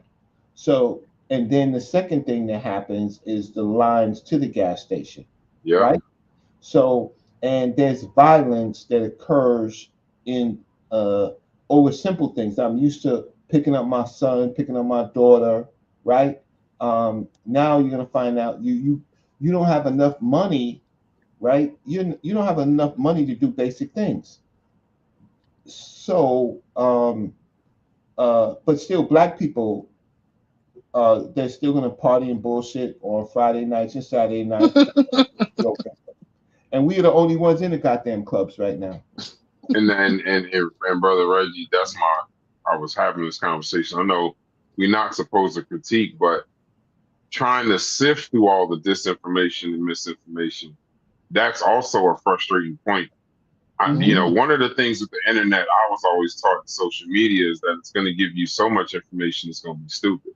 So it's going to make you dumb. So like most people think, well, as long as I got all the information, that's not even reality how people should, move. But as long as I got all the information and cross my T's and dot the I, I'm going in there fully informed. Well, the challenge with that is that when you do get all this information, you don't know how to sift through it. So now you've got so much information, you're almost paralyzed to move. And then you keep getting information. Like this speech is just going to add more information. And then tomorrow morning, everybody's going to break it down. And that's going to be more information. And then on top of that, it's Thursday. So you thinking about the club and what you're doing on the weekend. Your check coming on Friday. On top of that, we have the first of the month. See, there's some timing. I pay attention to stuff like that too. Right. There's the fact that he did this speech on the first of the month is also because this is a tough and trying time for most people. Yes. This is not everything has a reason, right? Even stuff that you don't pay attention to. So I'm gonna break this down. I'm gonna fact check it tomorrow. I already know how 60% of it is gonna turn out because it was a lot of contradictions. But like I would agree with Brother Reggie at this point. I love my people, but I truly, truly hope, because I argue with people in our Discord all day long about the Republican Party's doing this and the Republican Party's doing that. But then I've also had conversations about, well, like Obama says all the time, don't boo, vote. So if you going, and I've also had people tell me that your vote really don't matter. So I just want to see. I want to see it in November. I hear it. I hear all this passion. I hear all this anger. But every time you got to leave your house to show it, I don't see the follow through. And that's when I stop believing people, Rich. I get real cynical because the next time you tell me how disappointed you are, or the next time you tell me how upset you are, I just stop believing. And I just believe you just kind of like to argue, or you really just want to have a side to when you want to pick a side to bicker with. And that's crazy. You know better because after the midterms, the first question I'll ask everybody: did you vote? I don't care if you voted Republican or you voted Democrat. Did you exercise your civic duty? And any Negro who says to do not answer the question or said they didn't, I have nothing to say to them going forward. Because people don't understand the seriousness of the time that we're living. And when somebody say your vote don't matter now, I can't even talk to you whether or not the sun. If I don't even need your opinion whether or not the sun rise today. I wouldn't ask if it's cloudy outside, because that speaks volume to me that you are not somebody I need to engage in. So we are looking at November coming, and November might seem like it's far away, but a lot of things can happen since then. From now Well, it's till then. everything leading up to November, like Brother Reggie's talking about. If you're not, I don't expect people to just wake up in November. They ain't paid attention to birthright citizenship, tariffs, Iran war. They haven't paid attention to none of it, and you think that you just gonna wake up in November and vote sensibly? That's not how that works. Like you got to be that and Brother Reggie, and this is a subtle shot across your bow. This is what I mean when I say when I'm looking in a community where we can get 1,000 people to watch a channel or 1,000 people to watch a show. And that's admirable in YouTube numbers, right? But when we get 1,000 people to watch a show and they're fired up, and did you have your debate already? Or are you participating? Because I saw something about Jesus or something like that. That's Morpheus. Right. Are you having a debate? No, I'm not. The only debate that I was going to have was against the high priest Nechetepi Jabari, but that didn't work out because at first I have to debate with a set price, but that's neither here nor there. But the thing is, I can only make a deal. I can only make a deal to debate, and then if the people don't come out, but I have no control, so it's not worth my time. Yeah, no, I get that, but that's my point when people always say why I'm always kind of like, I kind of get this label that I'm hating on the conscious community and people got channels, they should be able to talk about whatever they want. And that's true. We live in a free country.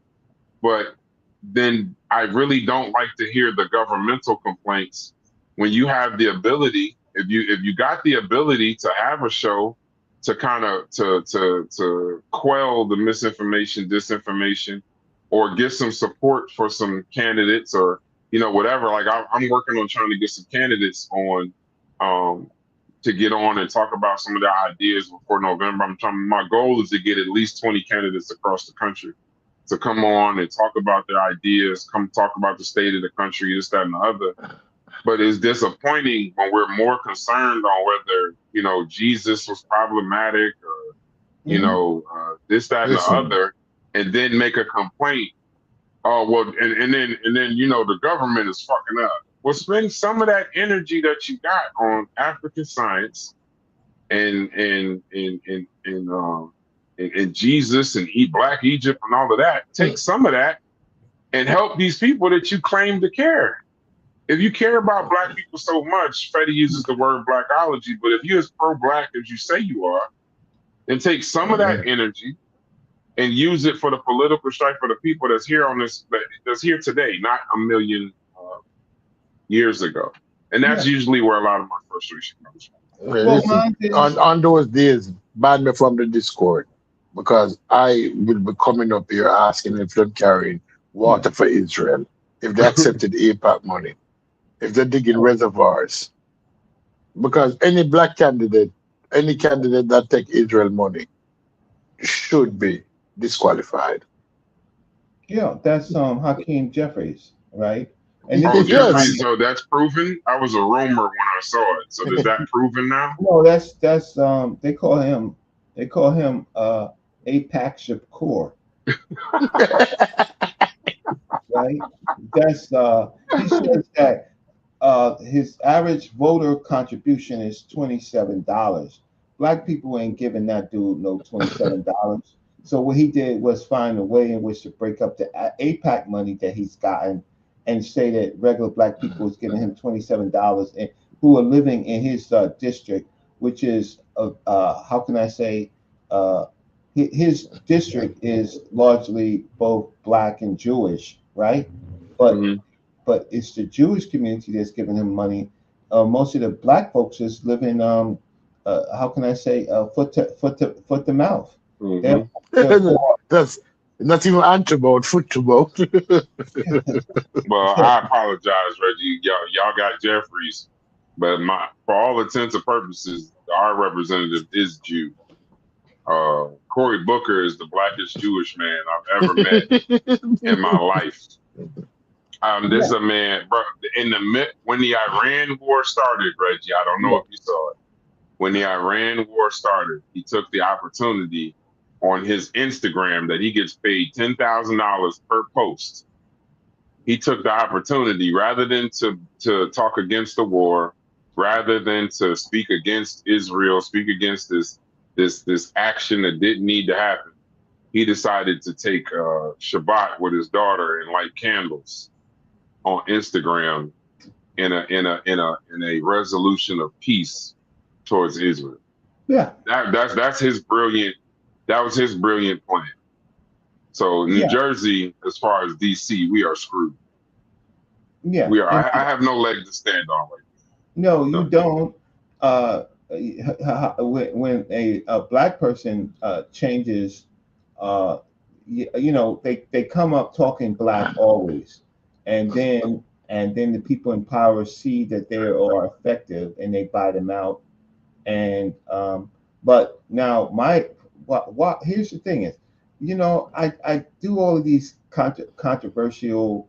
I jump in places and I in ships, right? Because there are some things, it's all about the misstating of truth, right? So if they want to talk about Hebrews and Jesus, right? I will talk, right? Because I thought that I was trying to help them understand where you can actually see facts, right? hmm And to say that the Hebrews, like it's simple, the Hebrews have prophets; they speak for God. The New Testament, they have inspired men, but they don't speak for God, right? So the inspired men is going to have more control over the people that speak for God if you believe in that story, if you're a Christian, right? hmm On the thing that's bothering me right now is that I am a degree engineer. I've taken university math, science, biology, chemistry, physics, right? And I'm going to hear some people who are not degreed tell me about science. And that just personally irks me that all of a sudden they have more sway with the people than me. So um, I'm just going through this period of saying that our people, well, at least on YouTube, on these shows, are just really illogical. It's really no hope. You're gonna take what someone says, with a group of people who say that they think they read more than me, but they have not, because if you pair my life and you pair their life, I had more time to read. I had, you know what I'm saying? Essentially, yeah. Just on a numbers contest, you'd win. Just Yeah, age alone. right. And that's why I have to tell people like Fetty and some of the other people after them or whatever his name is. Anathema. That was the craziest thing. He wrote a thesis to himself. I wasn't there for that, but I wish I could have heard that. You I really wish I could have heard that. I wasn't there for that, but I you came truly in wish I later. could have heard that in the context that it was set in. Right. Because when I came back, everybody was just laughing. So I don't know necessarily what he said. And then he did a whole sob story about how he went through a period in his life where he was anti-black, but he's in the institution now. And then, but still, that didn't cover the fact is who did you write the thesis to? Did you writing a paper with just say that you wrote an abstract and a paper? Don't say that you wrote a thesis. Now you're confusing the hell out of us, right? Yeah, I think he might have misspoke and he can't walk it back. And there's no disrespect to him, but when you're talking about theses, it just doesn't match the rest of what you say. No. It could be the most profound thing ever, but it just doesn't match the legalese of theses. There's some simple things that gotta fall underneath that. So you just say you wrote something. Yeah, just say you're saying it to people that understand what a thesis is. Right, absolutely. And so my big problem is just gauging the people to see whether we can get a movement or not. So everybody knows I wrote a document called the Black City Plan that needs to be updated, but I don't have the energy and the time to update it with even more juicier things to make my point. But what we don't want to, we're so apathetic, what we don't want to engage in politics, even if it helps ourselves. We don't want to do that. So for me, I learned that I had an opportunity during the period where Trump was being elected, and then I was talking to people like Lord Abba, who was misunderstood, and in the Hebrews, the Black Hebrews, they are the worst. They never talk about anything political in the United States. It seems like they want the world to end, right? And when the world ends, it's not going to end the way that they want it to be, and they're going to suffer. But I have, like you, Brass, we have an opportunity to talk about politics. I told you my ex-wife ran for mayor, and because she's my ex-wife, and I love the woman, right? I'm still going to support it, even though I'm saying the problem is they don't have nothing on you, girl. The way things work is that they support you when they could blackmail you and they have something on you. It's like you can't join a gang unless you blood in, right? And they make you commit a crime so that if you ever do try to go the other way, you got this crime on you, this gun, they got your fingerprints on it type. I get the argument. And I was like, they got nothing on you. And so these rest of the people, they got something on you.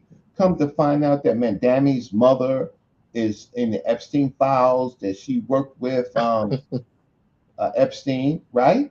And like he's being groomed. So then he pops out of nowhere, but he didn't just pop out of nowhere. He popped out there with money. There was people that was backing him.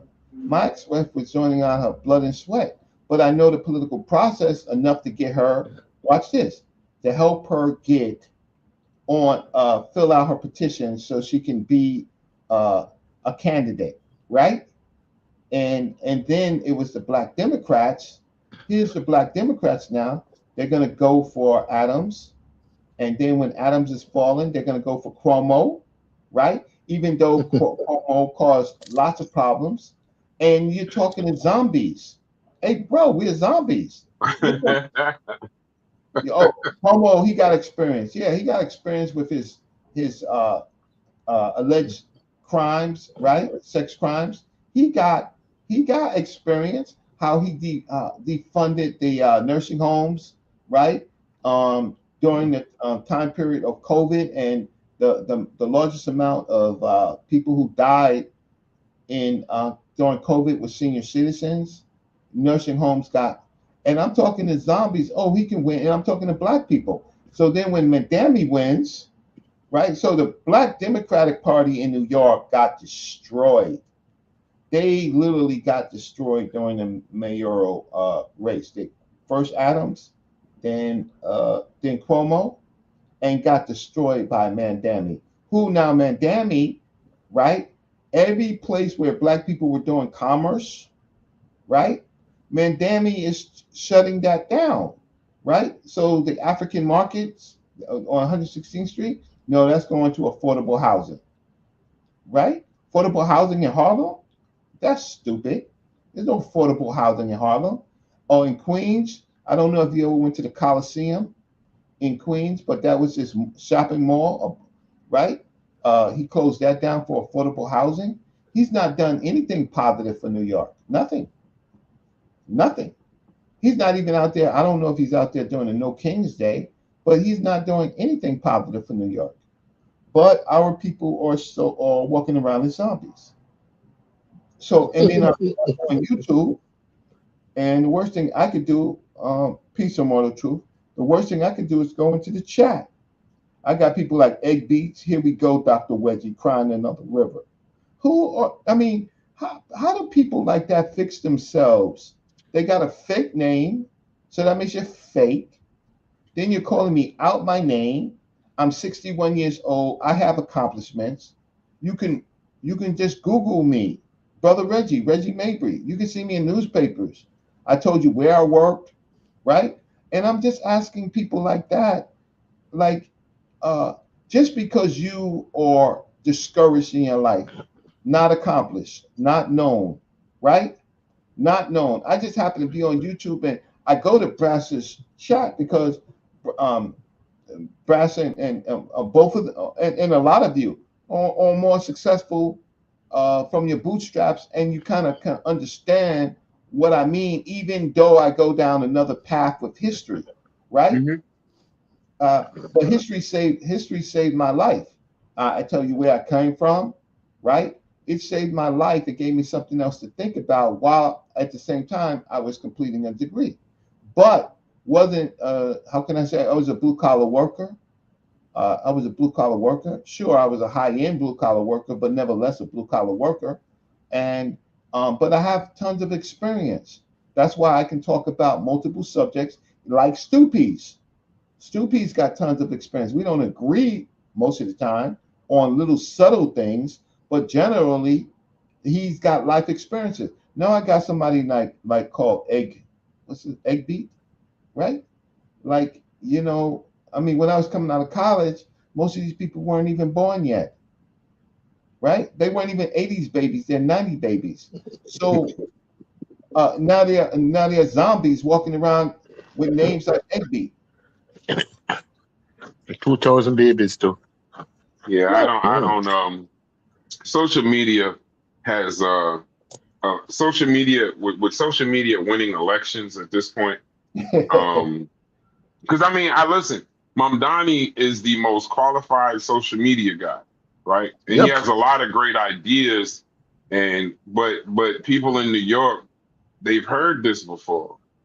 And the way New York operates in a lot of their social programs and a lot of their just programs in general, city programs.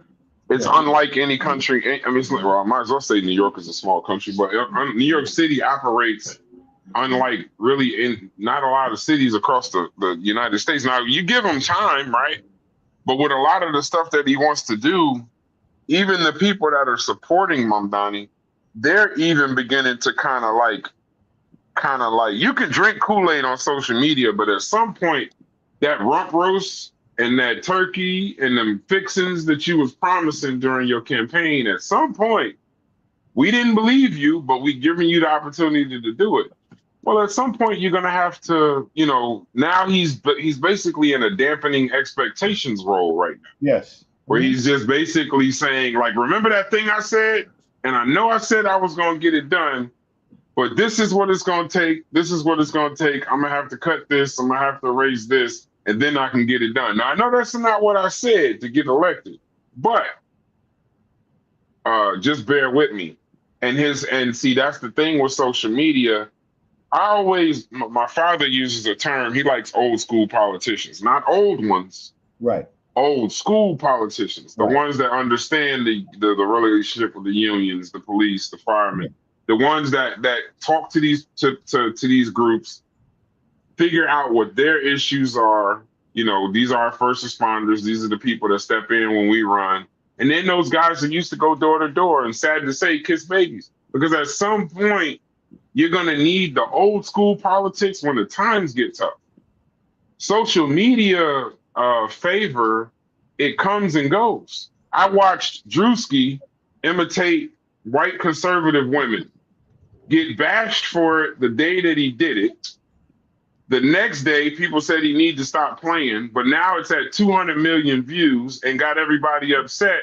Now he's some kind of social leader. They're telling him to run for office. Okay, yeah. See, like social media, like it's too difficult to, it's too difficult to keep up. Now they're asking Drewski what he thinks about Iran. I don't care what Drewski thinks about Iran. I don't even think we should ask Drewski what he thinks about Iran. Let him be a comedian and do parodies and stay there. But now, I mean, I don't know, Reggie. I get disillusioned sometimes, but you do know that this is the fall of American society, the fall of America based on our own comfort devices, our own comfort stations. You're watching in real time because you have, we have not just our own ideas. We have to listen to some of our parents that are still alive, and they tell you about a different type of America, right? And so we are distraction oriented. We are not going to do anything.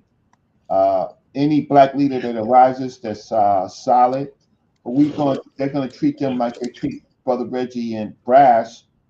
Call Brass a whole bunch of names, right? But watch the shows just to call your name, but they're not going to do anything. Nothing. And their daddy ain't do nothing, and their mama ain't do nothing. It's a generation of nothing. I argue with voting and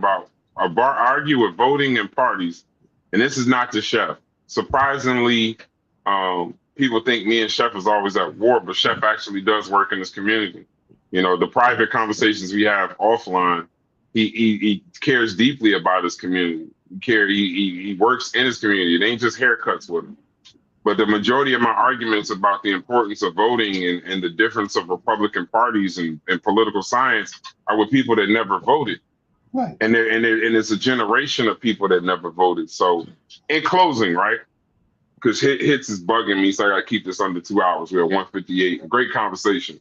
I thank y'all for coming out, but I got a question. We paged this in the chat, and I'm going to do this as a show tomorrow, so just in case y'all can't come up tomorrow or Friday. I don't know. Who do you think on the Democratic side?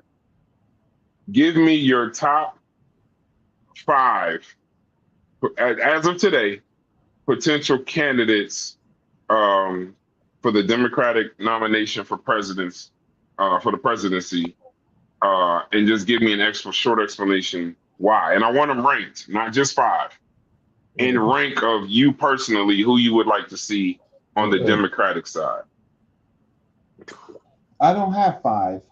I don't have 5. I don't even have 1. Not right now.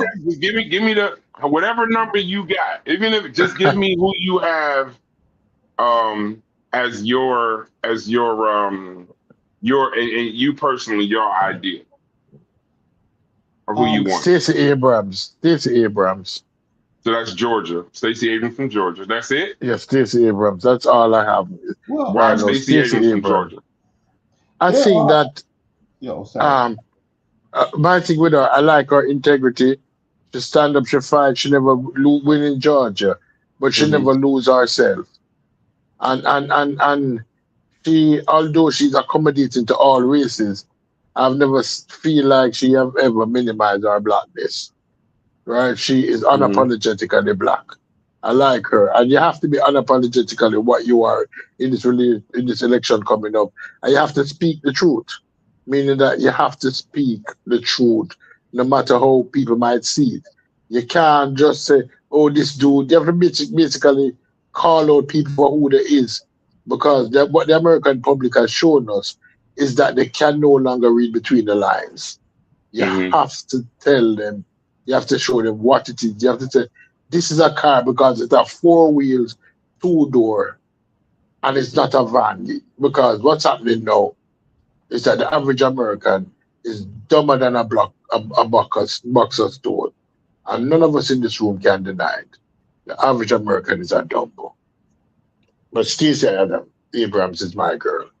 Okay, I'm gonna pull her up on her account. That's why I want to do the show. I want to get people familiar. We with need a political show. I We would. need Yeah, a I'm gonna political do once this a week tomorrow or in the Friday. night. I'm gonna just Mm, do it random, and I'm gonna just start when somebody say it. I'm gonna pull up the mm, person, get people familiar with them, mm. put the information out where they can go and support or go get more information about their policies. Whether they do it or not, my conscience, I'll feel a lot better, um, um, based off of that. But go ahead, brother. Reggie. No, I would. There was a. I don't agree with all Kamala Harris's history, Mm, and I do not agree with all her politics. But in this presidential race, this presidential state, Kamala Harris, I believe, would have been a better president. Now, what's happening is that uh, America has changed since the time of Trump and Kamala Harris drastically, right? hmm So we definitely need someone who may not necessarily be a politician, but someone who is very highly educated, right? Uh, rather than a politician. I do like I don't think she's going to run, but I do like the congresswoman. What's her name? With the braids. What's her name? The young one. I do like her getting to the. AOC No, she's black. She's Crockett. yes. I do like Crockett, but I don't Hmm think that she really has a real chance. Yeah, her losing in Texas that damaged her Well, nationally. that was I the don't. Senate. That was the Senate, right? No, but I'm saying the fact that she couldn't win in Texas is going to be hard to, you know what I'm Oh, yeah, saying? but that's Texas. But see that No, but she had a chance. It was close. right. She It was was close. close. Yeah, it was close. That was Texas, but uh, uh, how can I say? They're very talented women, right? Hmm You know Uh, she's taking Jewish money. yeah, yeah, No, listen, Reggie. I'm not trying to cut you. Listen, you don't participate in the madness of the Discord. So right. I had people telling me how great she was on a Monday. It came out that she was taking APAC money after that Colbert show fiasco. Yeah, And then everybody just ran away from her. So I at least appreciate the fact that you're still standing next to her, knowing what you know. So yeah. I applaud you. My. How can I say? Look, uh, APAC. The problem with APAC is you'll find yourself somewhere if not taking APAC money directly, indirectly. That's the problem. APAC's money, well, APAC's money then. Now the problem is it's a changing America, right? Hmm Where that money may not be flowing the way it was flowing, right? Through those lines, right? hmm So but my two candidates would be Kamala and Crockett, right? I don't Kamala and Crockett. yeah, You, and you, you know what's cool? yes. Women. Have y'all noticed that? Y'all Well, know. You listen. He said Abrams. You said Crockett and yeah, Kamala Harris. yes. I think shouts to Barack Obama, but I think part of the reason my father said it, my grandfather said it also. God bless his soul. He said one of the reasons why America got ready and was able to accept even a black president is because George W. Bush did so bad that Right. there was no way a Republican could win. So if it was ever the time to have a black president, even though he was Mm. qualified and he earned it, I get that. But I'm saying the country was ready. Like as long as it ain't Republican, we'll do it. And then we put forth Barack Obama.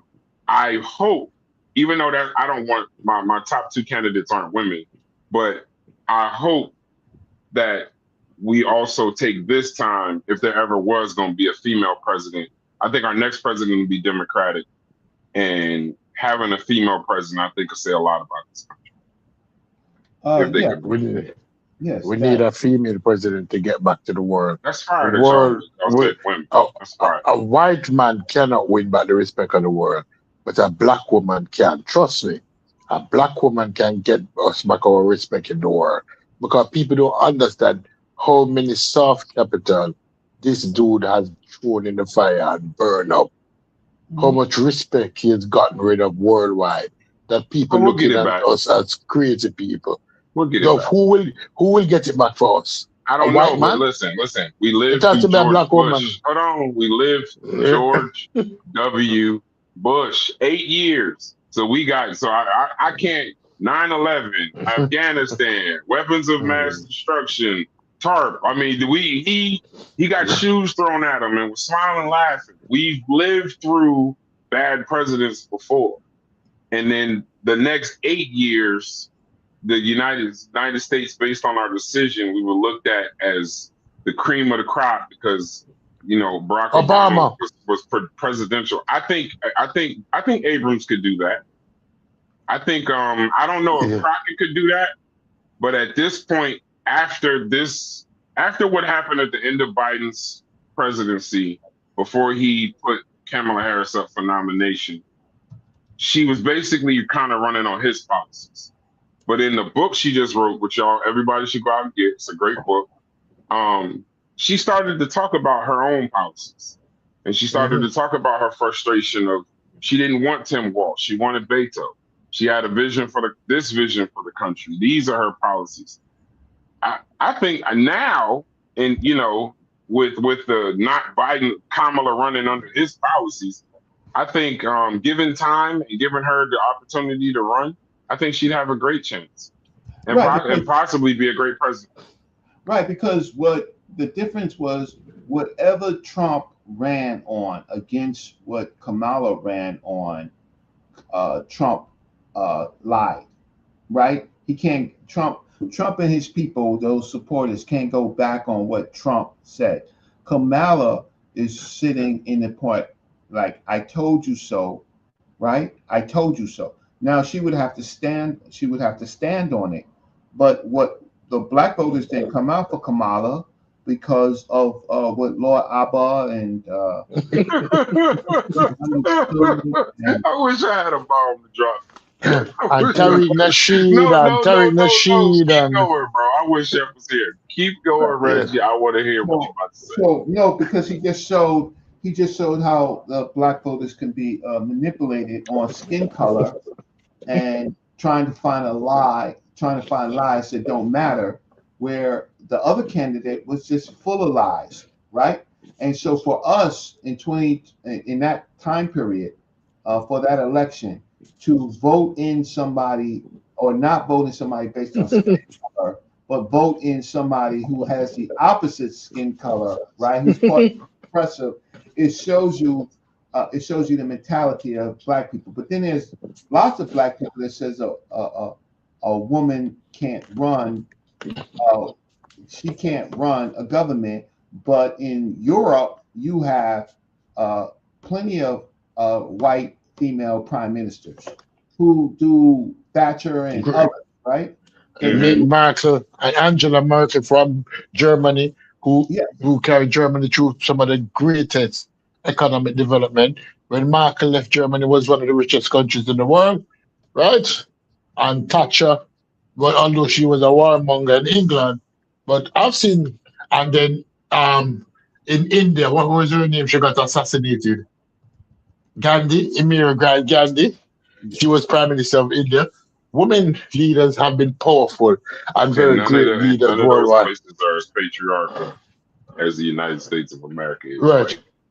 Right now, I don't want to keep you here all night because I'm No, go ahead. Get your thoughts out. I'm proud of the show in that you dare to actually air with this with Donald Trump. The president of the United States, Donald J. Trump. Yeah, I mean, listen, I know I get killed for this, but I still say he's the president. I don't think because I'm kind of like my parents with that. Just because he's acting a certain way don't mean I have to. But I do in some places got to call certain things down the line. I'm gonna name my candidates tomorrow, but for the people that's staying up and you're not checking it out tomorrow, I'm gonna name my candidates and close out.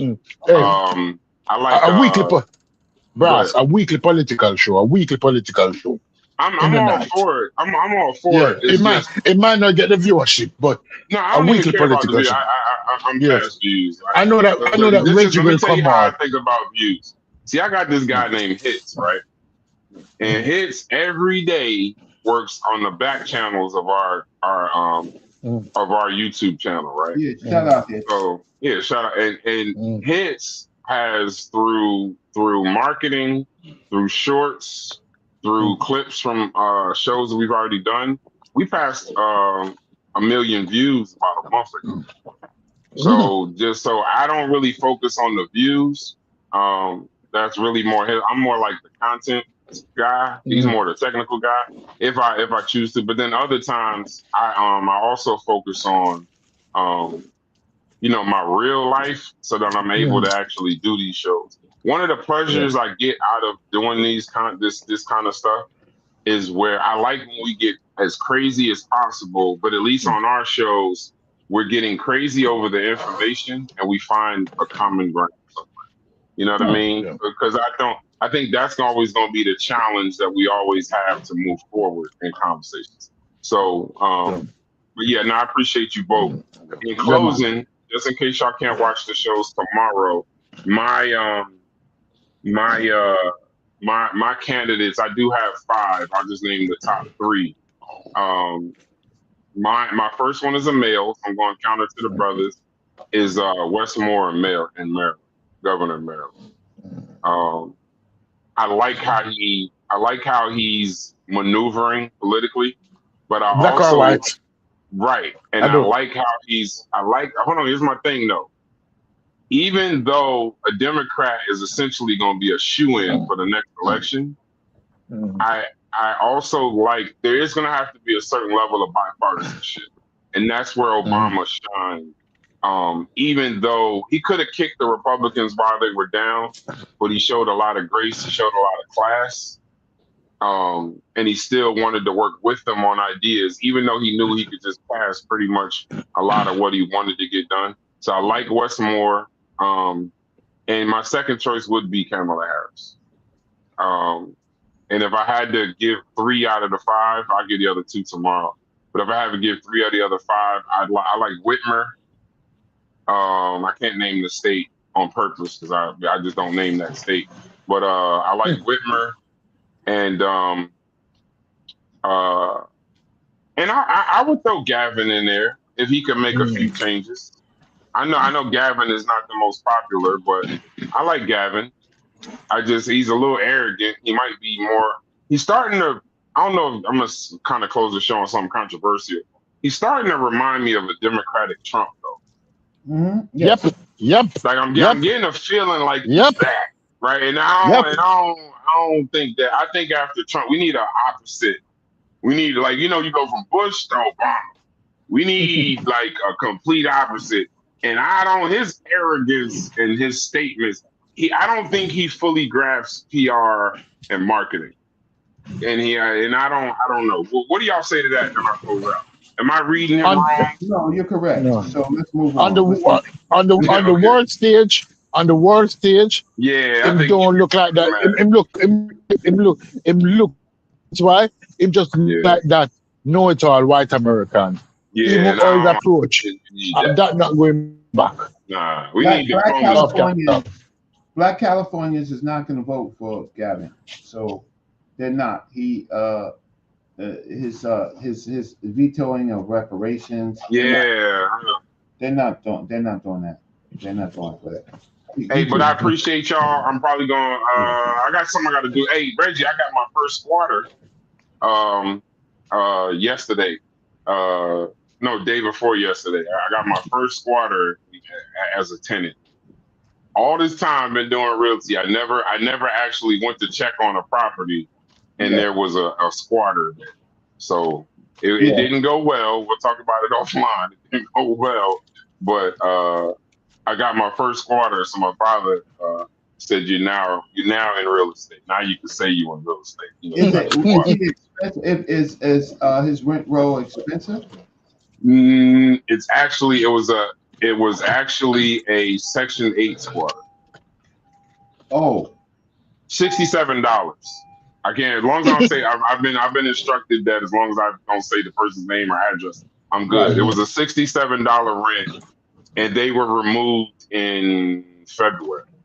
Right. And we had those storms. It's kind of like in a cul-de-sac, so I never really bothered about it. And plus, I'm focused on this summer with FIFA anyway, so I'm doing a lot of Airbnbs. It was a benefit for me. I just didn't fight. But to go there, it was just crazy, bro. It's everything you see on TV. It's everything. The sheriff, they were all laughing at me, bro. It was crazy. And It was crazy. okay, so you know what? In legal fees, you already know in legal Yes. fees, Yes. that will just ruin you. You just got Yes. caught, so you have to figure out a way to deal with it. Some people buy them out. Some people give them a little cash, right, and buy them out. Hmm. That seems to be the best, but going the legal route, right? The legal route will, but it can ruin you, right? No, And it's gonna be tough. so It's gonna be tough. I would, but how did you get caught? You wasn't paying attention, and then they just moved in. No, what it was so we got a service. We moved out of a lot of commercial properties, and it's really my fault because I've been so focused on this summer that Good night, and that folks. Good night. good night, brother. That snowstorm really jammed me up because it was just certain parts of East Orange, it was certain parts of North I couldn't get to. It was just ice. You couldn't get to them, and in my mind there was no power. We was tracking it by the power bill, so there was no power going to it, and it was so damn cold that it's just not something that you thought. So essentially February was a wash. But then when we went, you do like a random check, and this is what happens when you should do stuff yourself.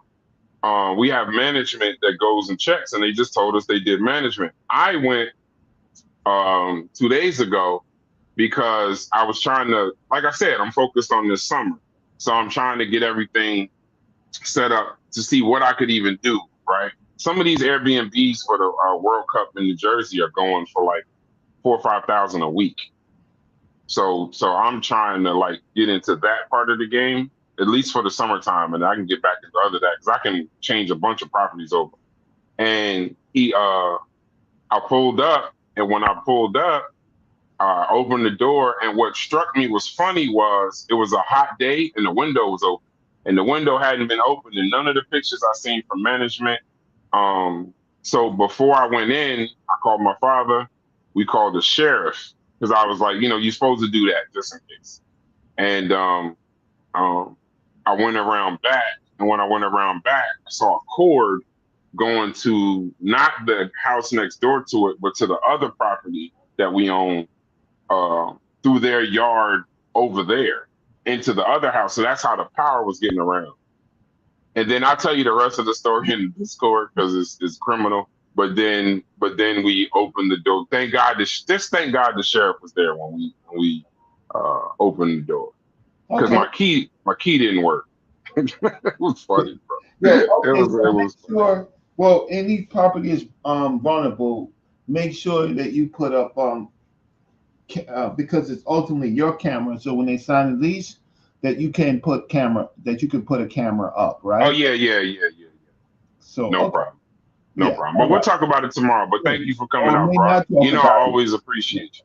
All right. Well, thank you so much. I so appreciate coming on your show. So good night. Good night. Yes, sir. Y'all have a good night. Hey, thank y'all for coming out. We'll talk to y'all tomorrow. Shouts to Chef Carnivorous Podcast, TMI. We always appreciate y'all insights, and we definitely appreciate y'all support, good, bad, or otherwise. Y'all have a Peace, Hitch, and peace to you, Hitch. Peace. All right. I'm out.